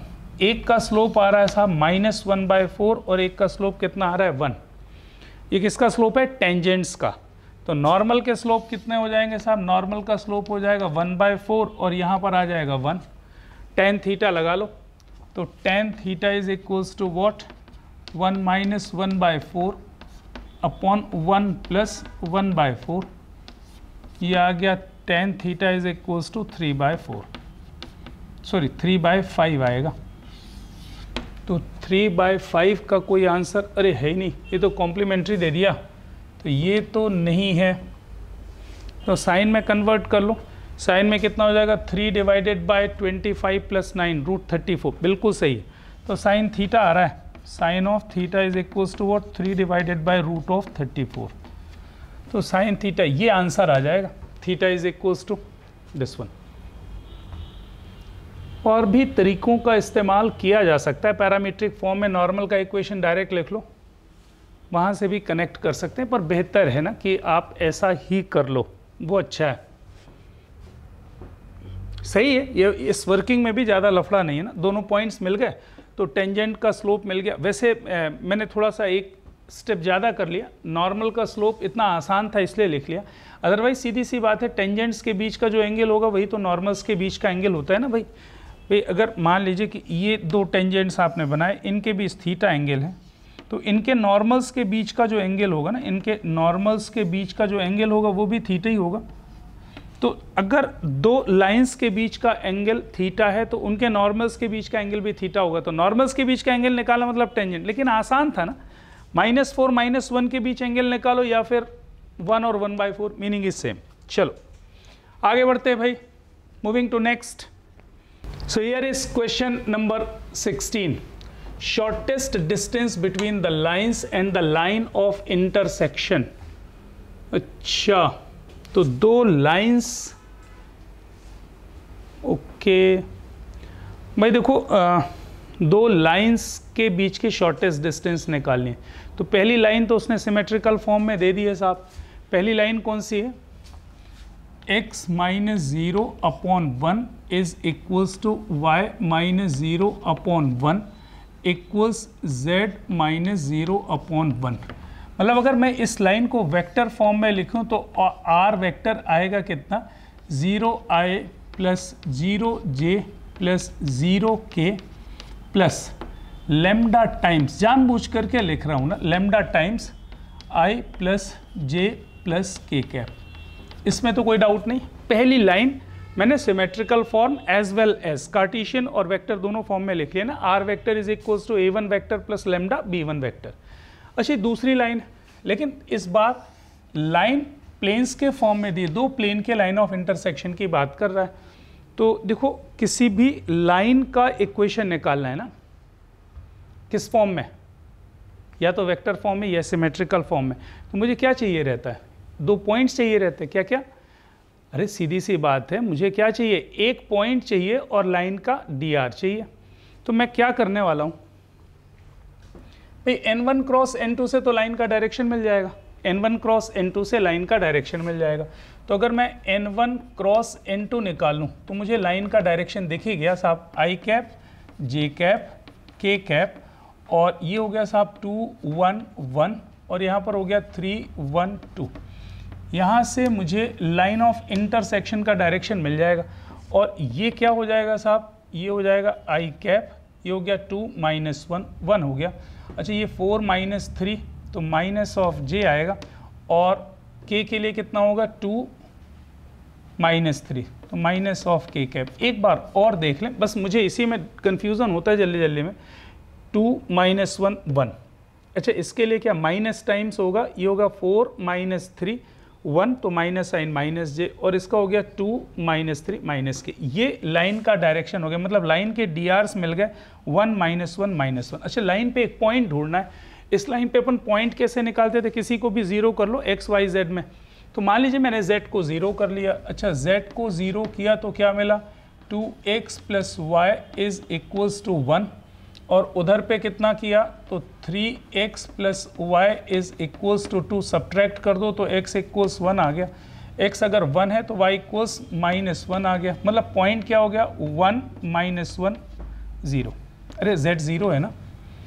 अच्छा मुझे जल्दी से बताओ कि अगर इस लाइन को, ये पॉइंट है और ये लाइन के drs का डायरेक्शन दिया हुआ है, तो अगर मुझे लाइन को वेक्टर फॉर्म में लिखना हो ना, वेक्टर फॉर्म में लिखना हो तो कैसे लिखूंगा, r vector is equals to, ये पॉइंट है ना तो i minus j plus 0 k cap, सही है, प्लस म्यू टाइम्स ये कितना हो गया साहब i माइनस जे माइनस के, i cap minus J cap minus के cap.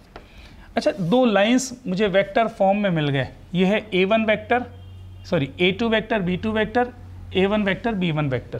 What is the shortest distance का फॉर्मूला अगर याद हो तो scalar triple product of a2 minus a1 comma b1 comma b2, इन तीन का scalar triple product divided by modulus of b1 cross b2, इन दोनों का,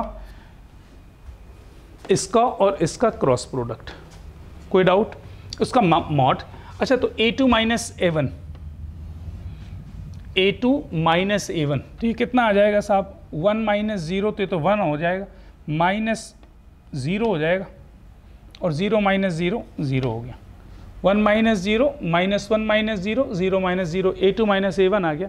फिर क्या करते थे आप b1 b2, वो b1 दिया है साहब 1 1 1 और ये b2 दिया है 1 माइनस 1 माइनस 1, ये ऊपर वाला आ गया, नीचे वाला b1 cross b2, b1 cross b2, तो ये आपने फिर बना लिया i j k। b1 के लिए क्या लिखना है 1 1 1, b2 के लिए कितना लिखना है साहब 1 माइनस 1 माइनस 1, 1 माइनस 1 माइनस 1। कोई परेशानी? अरे जल्दी से देखो, इसको सॉल्व किया, ऊपर वाला कितना 1 इंटू माइनस 1 प्लस 1 0, पहला वाला तो 0। अच्छा इसका माइनस है, माइनस 1 माइनस 2 विथ प्लस तो 2 हो गया, और इसका वाला 0 माइनस 1 कितना, अरे ये तो 0 ही है तो प्लस 0 डिवाइडेड बाय, इसका मॉड लेना है साहब है ना, तो पहले मैं लिख लेता हूँ, ये i के साथ क्या मिलेगा -1 प्लस 1 तो 0 है, छोड़ दो, माइनस j के साथ कितना मिलेगा -1 माइनस 2 तो प्लस 2j हो गया। अच्छा और k के साथ क्या मिलेगा -1 माइनस 2k, इसका मॉड, तो ऊपर तो 2 है साहब और डिवाइडेड बाय नीचे वाले का मॉड √4 + 4 दैट इज 2√2, ये 2√2 इसका मॉड लेना है साहब, तो 2 और 2 कैंसिल हो जाएगा, 1/√2 आएगा, कहीं है हाँ 1/√2 एक आंसर दिया हुआ, तो ये इसका आंसर हो जाएगा। देखो मैं ये सब लिख रहा हूँ इसलिए टाइम लग रहा है, ये मत सोचना कि इस क्वेश्चन में टाइम लगने वाला, बहुत आसान सा क्वेश्चन है भाई, मुझे ऐसा लिखने की ज़रूरत थोड़ी है, मुझे तो दिख रहा है ना कि 0 0 0 उसका पॉइंट दे रहा है, DRs कितना दिया हुआ है 1 1 1, मतलब A1 0 0 0 है और B1 कितना है 1 1 1, बाकी तो यहाँ से हाँ ये ज़रूर आपको निकालना पड़ेगा, इस पर एक पॉइंट लेना पड़ेगा और इसके DRs कैसे मिलेंगे n1 क्रॉस n2 से मिलेंगे, और 2 लाइंस मिल गए, उसके बाद शॉर्टेस्ट डिस्टेंस तो आप जानते हो कैसे निकालना। बढ़िया क्वेश्चन, अच्छा क्वेश्चन ये कह रहा है कि if this determinant is equals to k times this then k is equals to. देखो इस क्वेश्चन की एक वर्किंग तो आपको NTA अभ्यास पेपर के सोल्यूशन में दी हुई है, डिकम्पोज कर दो इस डिटर्मिनेंट को मेरे, इसमें 2 एलिमेंट्स 2 इंटू 2 इंटू 2 कितने डिटर्मिनेंट में ये ब्रेक होगा, 8 डिटर्मिनेंट्स में ये ब्रेक होगा, उसमें से मैक्सिमम 0 हो जाएंगे, फिर डबलिंग करके उसको आप सिंप्लीफाई करो, राइट साइड वाली डिटर्मिनेंट बन जाएगी और उससे k मिल जाएगा। मैं बिल्कुल इसके फेवर में नहीं हूँ साहब, जब भी ऐसा क्वेश्चन मिले चूज वैल्यूज ऑफ XYZ, भाई ट्रिग्नोमेट्री सॉरी डिटर्मिनेंट का इक्वेशन दिया है ना, डिटर्मिनेंट का इक्वेशन दिया तो choose values of x y and z, बिल्कुल बिंदास, क्योंकि जो चीज़ इसके लिए ट्रू होगा वही चीज़ इसके लिए भी ट्रू होगा क्योंकि इक्वेशन है। अब XYZ आसान तरीका ये होगा कि 1 1 2 ऐसा कोई वैल्यू ले लो, बस डिटर्मिनेंट में रखते समय अच्छे से ध्यान दे दो, 1 1 2 रखा तो ये कितना हो गया 2, y + z 3, z + x 3, अरे दिख रहा है ना उधर से। अच्छा y plus z 3, z plus x 3, x plus y 2, z plus x 3, x plus y 2, y plus z 3, ये डिटर्मिनेंट हो गया साहब। Is equals to k times ये कितना 1 1, थोड़ा नीचे कर लो कंफ्यूजन ना हो जाए ऊपर वाले से। ये कितना हो जाएगा साहब 1 1 2, देन 2 1 1 एंड देन 1 2 1, ये डिटर्मिनेंट हो गया साहब।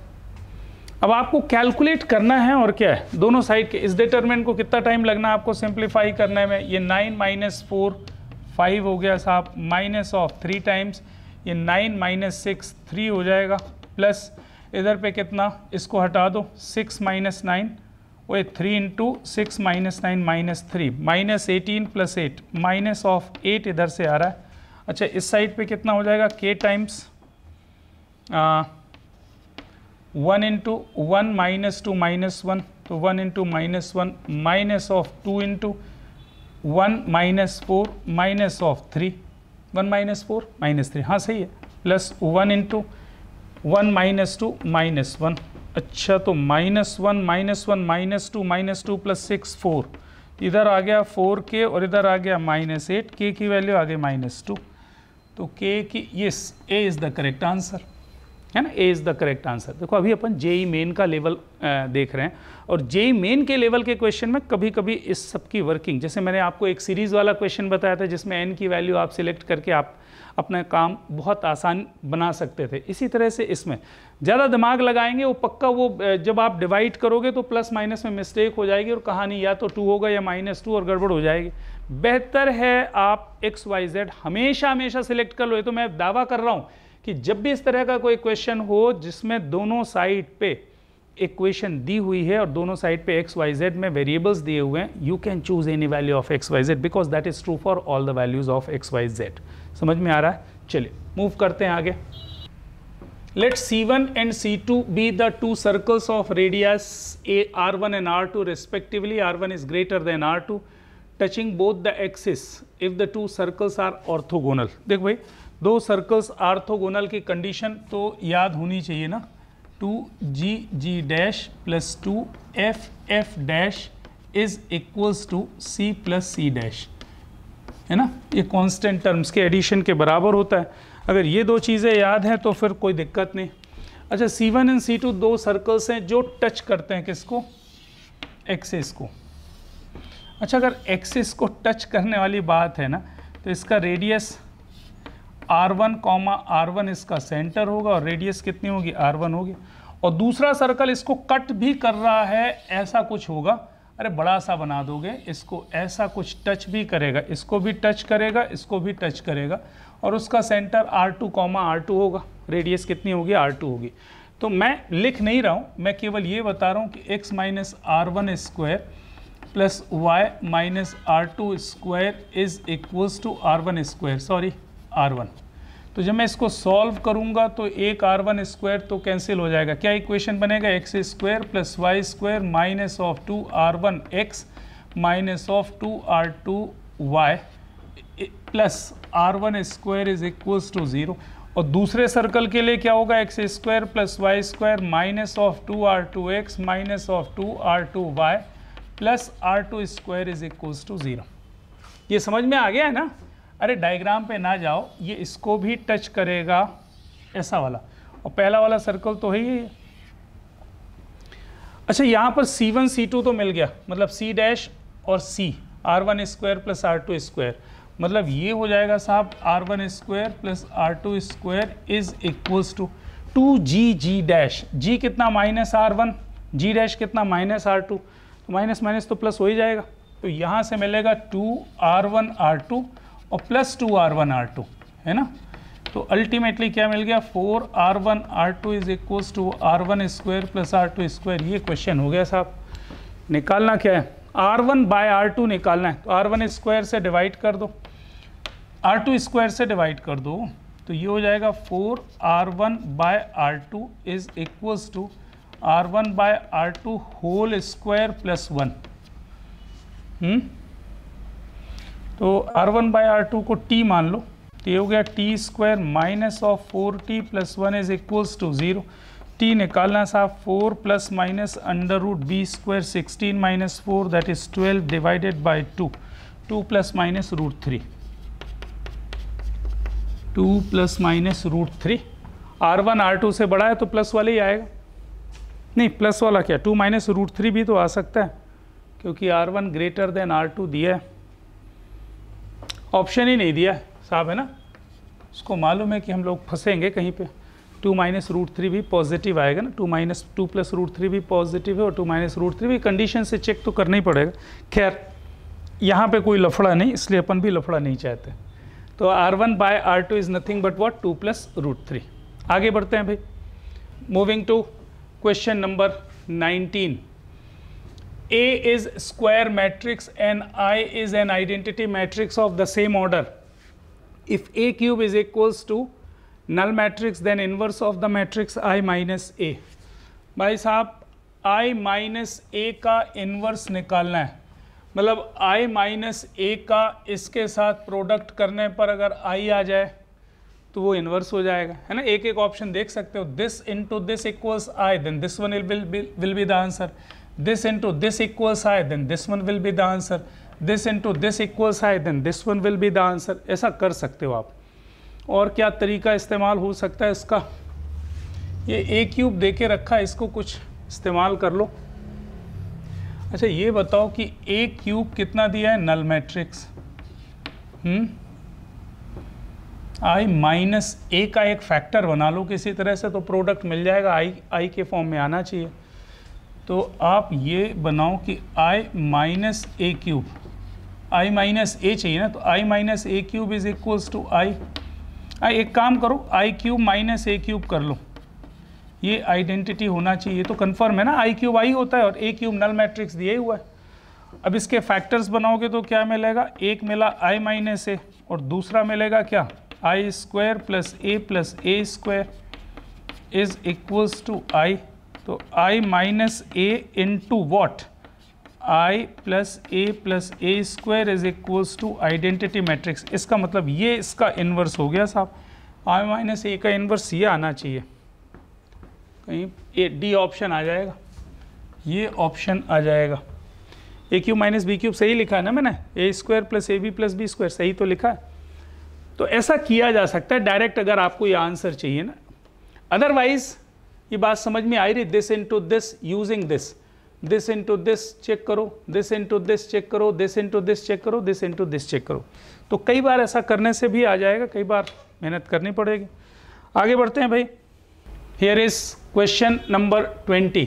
The coefficient of x to the power 6 in this expansion, है ना, 1 plus x square whole to the power 6। अब या तो इसका तरीका ये होता है साहब कि उसको 1 माइनस एक्स होल 6 से मल्टीप्लाई कर लो, 1 माइनस होल 6 से डिवाइड कर लो, तो 1 माइनस एक्स क्यूब के फॉर्म में, ए क्यूब माइनस बी क्यूब के फॉर्म में बन जाता है। या फिर डायरेक्ट कर लो ना, एक काम करो, इसको ऐसा लिख लो, ये हो जाएगा 1 प्लस एक्स स्क्वायर और इसकी पावर 6, है ना। मुझे तो एक्स क्यूब के कोई x6 का कोएफिशिएंट चाहिए। अच्छा इसको x plus A whole to the power n से अपन ओपन कर लें, तो nc0 that is 6c0 1 plus x to the power 6, है ना, प्लस आगे बढ़ते जाओ 6c1 1 plus x whole to the power 5 into A means x square plus 6c2 1 plus x whole to the power 4 into x to the power 4 plus 6c3 1 plus x whole to the power 2 नहीं whole to the power 3 multiplied by क्या आएगा, x to the power 3 मतलब x to the power 6। आगे बढ़ने की जरूरत है नहीं क्योंकि x टू द पावर 6 से ज़्यादा तो चाहिए नहीं। अब इसमें x टू द पावर 6 का कोएफिशिएंट ढूंढ लो भाई। यहाँ पर तो x टू द पावर 6 एक ही जगह मिलेगा और ये तो 1 लिखा हुआ, मतलब उसका coefficient of x to the power 6, x to the power 6 का कोएफिशिएंट तो 1 मिल गया।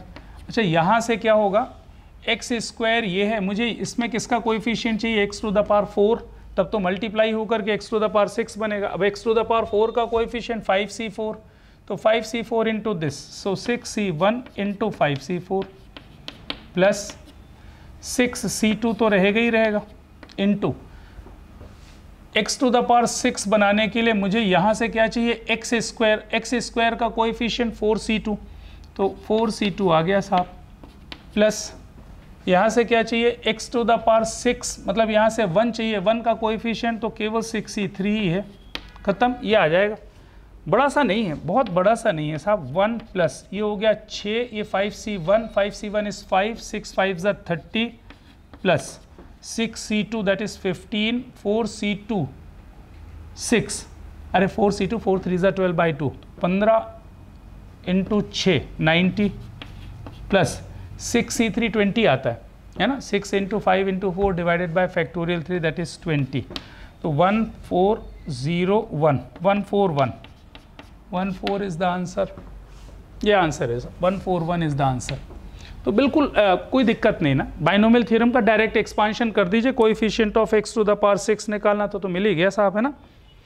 चलो आगे बढ़ते हैं, क्वेश्चन नंबर 21, यहाँ से साहब न्यूमेरिकल बेस्ड क्वेश्चन आ गए आपके।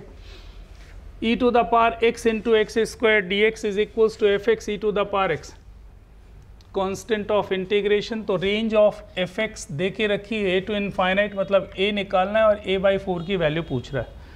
देखो ऐसे क्वेश्चन को करने के लिए ना, ये जो प्रोडक्ट है, मुझे तो अच्छे से याद है कि अगर मुझे इसका इंटीग्रेशन पूछ लिया जाए तो इसको याद है आप 2 बार में करते थे, इसको फर्स्ट फंक्शन, इसको सेकेंड फंक्शन, फिर डिफरेंशिएट करते जाते थे। मैं सक्सेसिव इंटीग्रेशन का एक फॉर्मूला आपको याद दिला रहा हूँ, मेरी बात अगर आपको जच जाए तो बहुत ही अच्छी बात है। देखो सक्सेसिव इंटीग्रेशन का एक बड़ा शानदार फॉर्मूला होता है u into v d x. इसका क्या मतलब है ना, इसका क्या मतलब है आप सुनते चलें।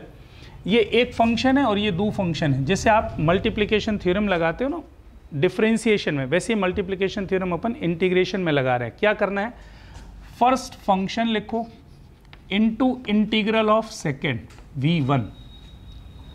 v1 सफिक्स क्या रिप्रेजेंट कर रहा है, नीचे सफिक्स लिखा है मतलब उसका इंटीग्रेशन लिखा है। फिर ले लो माइनस इसका डिफरेंशिएशन u डैश इनटू इसका इंटीग्रेशन, अब v का नहीं इसका इंटीग्रेशन, तो v2 डैश सॉरी v2 हो गया इसका इंटीग्रेशन, प्लस फिर इसका डिफरेंशिएशन u डबल डैश, इसका इंटीग्रेशन v3, और ये सक्सेसिवली चलता जाएगा। First function into integral of second minus differentiate first integrate second plus differentiate first integrate second, फिर differentiate first integrate second, alternate negative positive. बहुत जल्दी आंसर आता है। देखो यहाँ पर ये u है ये v, आप देखते चलो। तो मैंने लिखा एक्स स्क्वायर इंटू इसका integration e to the power x minus इसका डिफरेंशिएशन 2x इंटू इसका integration e to the power x plus इसका डिफरेंशिएशन 2 इंटू इसका integration e to the power x।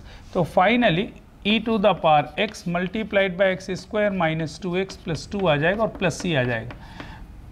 बात वही है जो आप करते हो ना चेन, आप एक स्टेप करते थे फिर उसके बाद फिर एक बार और डिफरेंशिएट करते थे, तो उसको मैंने डायरेक्ट कर लिया। ये बड़ा अच्छा रिजल्ट है, कई बार इसकी हेल्प से आप बहुत जल्दी इंटीग्रेशन सक्सेसिव इंटीग्रेशन निकाल पाते हो। तो first into integral of second minus इसको डिफरेंशिएट किया, इसको इंटीग्रेट किया, प्लस इसको डिफरेंशिएट किया, इसको इंटीग्रेट किया, माइनस, ऐसा चलता जाएगा। अब आपको ये दिया हुआ है f x e to the power x, तो एफ एक्स तो मिल गया साहब, f of x is equals to what, x square minus of 2x plus 2। इसकी रेंज निकालनी है तो बना लो, परफेक्ट बना लो, x minus 1 whole square plus 1।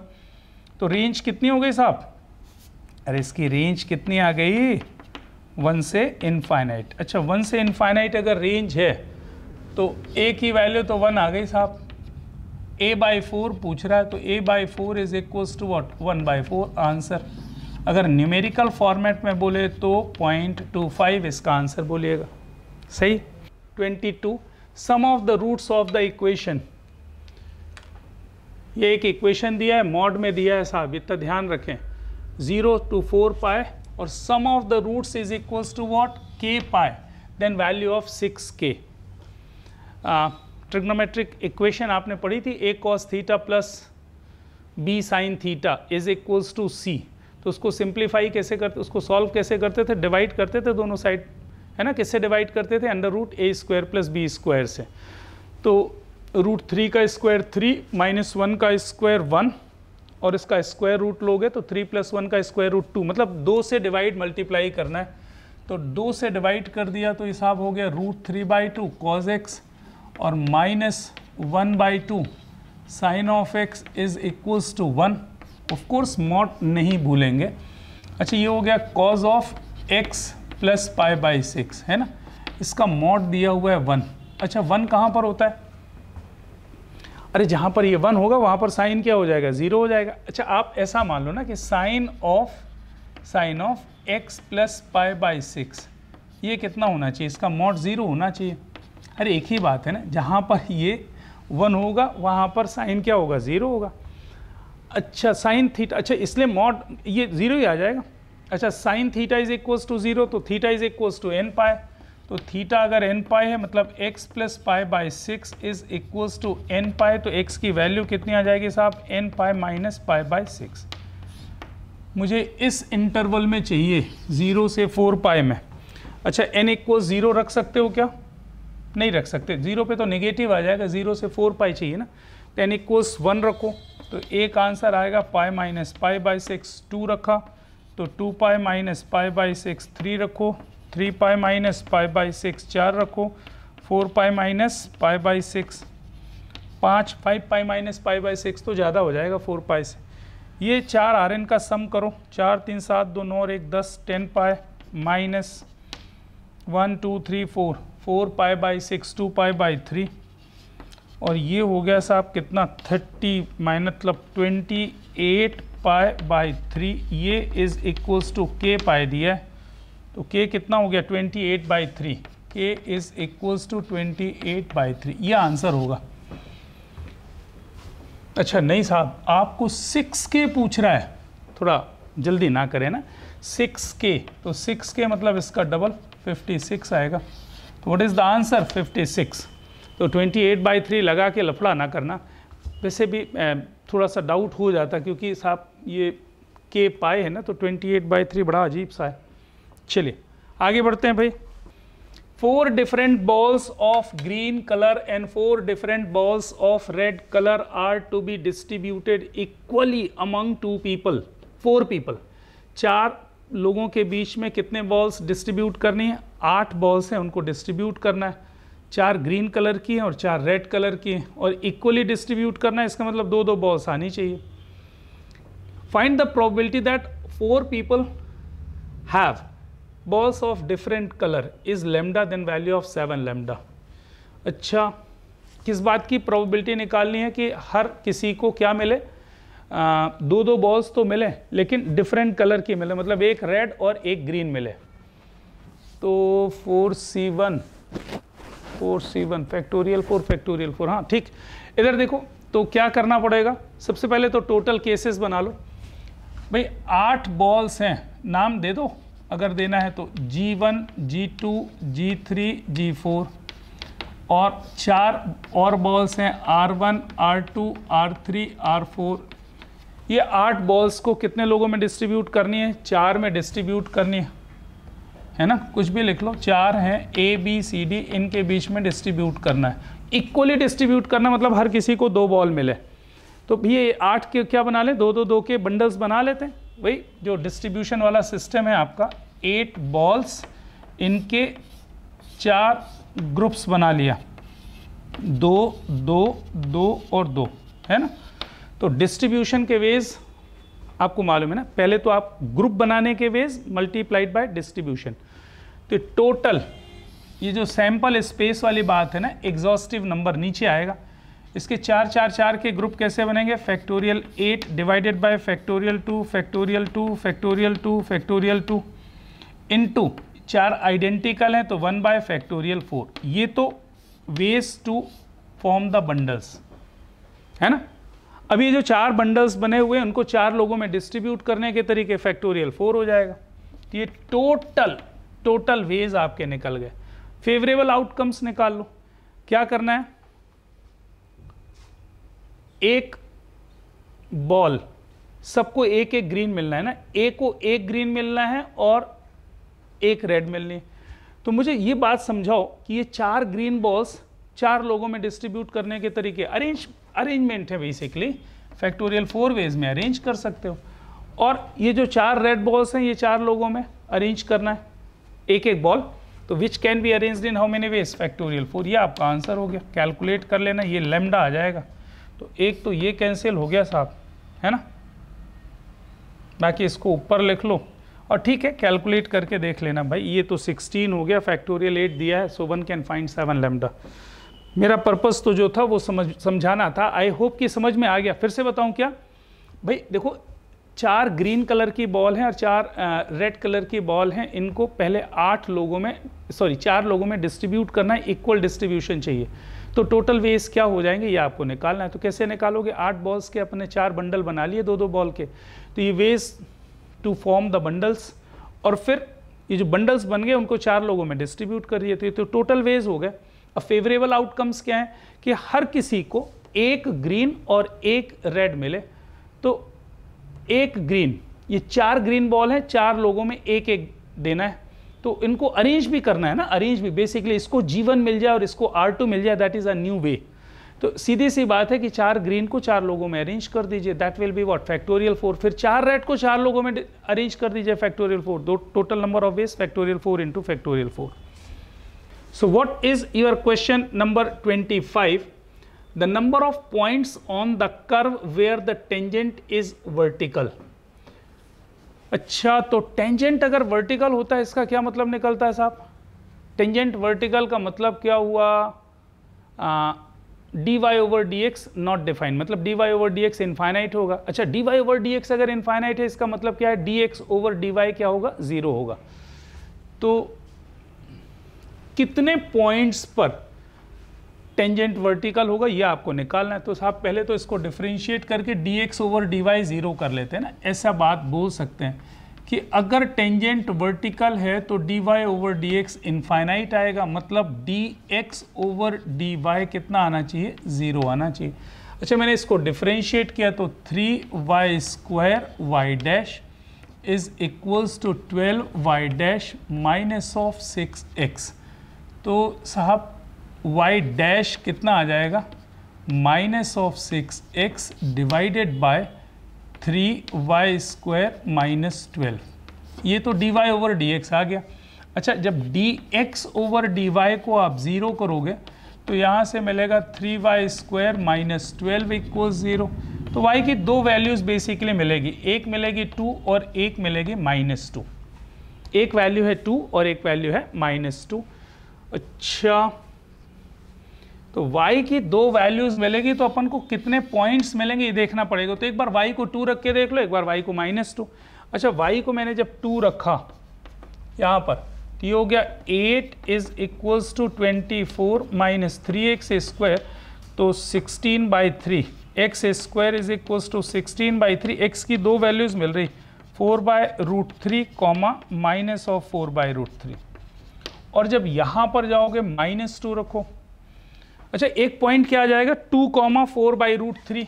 एक पॉइंट हो गया 2,4/√3 और दूसरा पॉइंट हो गया 2,-4/√3। ये कहाँ से मिला, जब x की वैल्यू 2 है।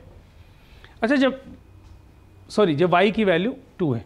y की वैल्यू -2 के लिए क्या कहानी होगी, y को -2 रखिए तो यहाँ पर कितना आएगा, -8 is equals to minus of 24 minus of 3x square.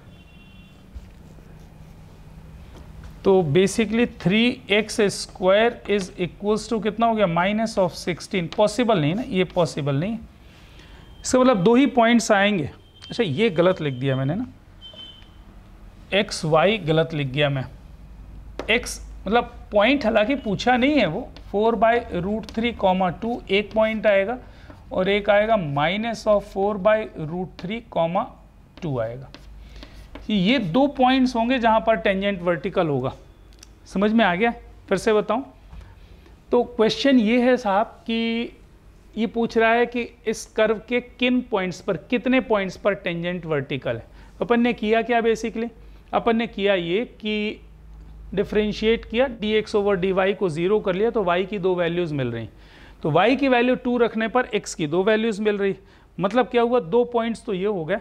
फिर y कोस -2 रखने पर भी देख रहे थे कि क्या 2 पॉइंट्स मिलेंगे, तो नहीं मिल रहे हैं ना साहब, यहाँ से इमेजिनरी मिल रहा है x। इसका मतलब ये हुआ कि केवल 2 पॉइंट्स ऐसे होंगे जहाँ पर टेंजेंट क्या होगा, वर्टिकल होगा।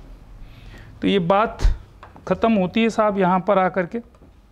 तो एनटीए का अभ्यास पेपर 31 आज ख़त्म होता है। उम्मीद करते हैं कि आपने इस सेशन को अच्छे से एंजॉय किया होगा, और अगर नहीं एंजॉय किया है तो गड़बड़ है, तो गड़बड़ है साहब, है ना। तो मेहनत करने के लिए एंजॉय करते रहें, तब तो जोश आएगा ना, मोटिवेशन आपको मिलता रहेगा। हमें भी मोटिवेशन की ज़रूरत होती है ना। हर बार मैं आपको याद दिलाता हूँ कि लाइक ज़रूर करें वीडियो को, और शेयर तो कई बार करें, जब भी मौका मिले शेयर करें, क्योंकि मोटिवेशन मुझे भी चाहिए। मिलते हैं नेक्स्ट अभ्यास पेपर में, अभ्यास पेपर 32 होगा शायद। चलो ठीक है, थैंक यू।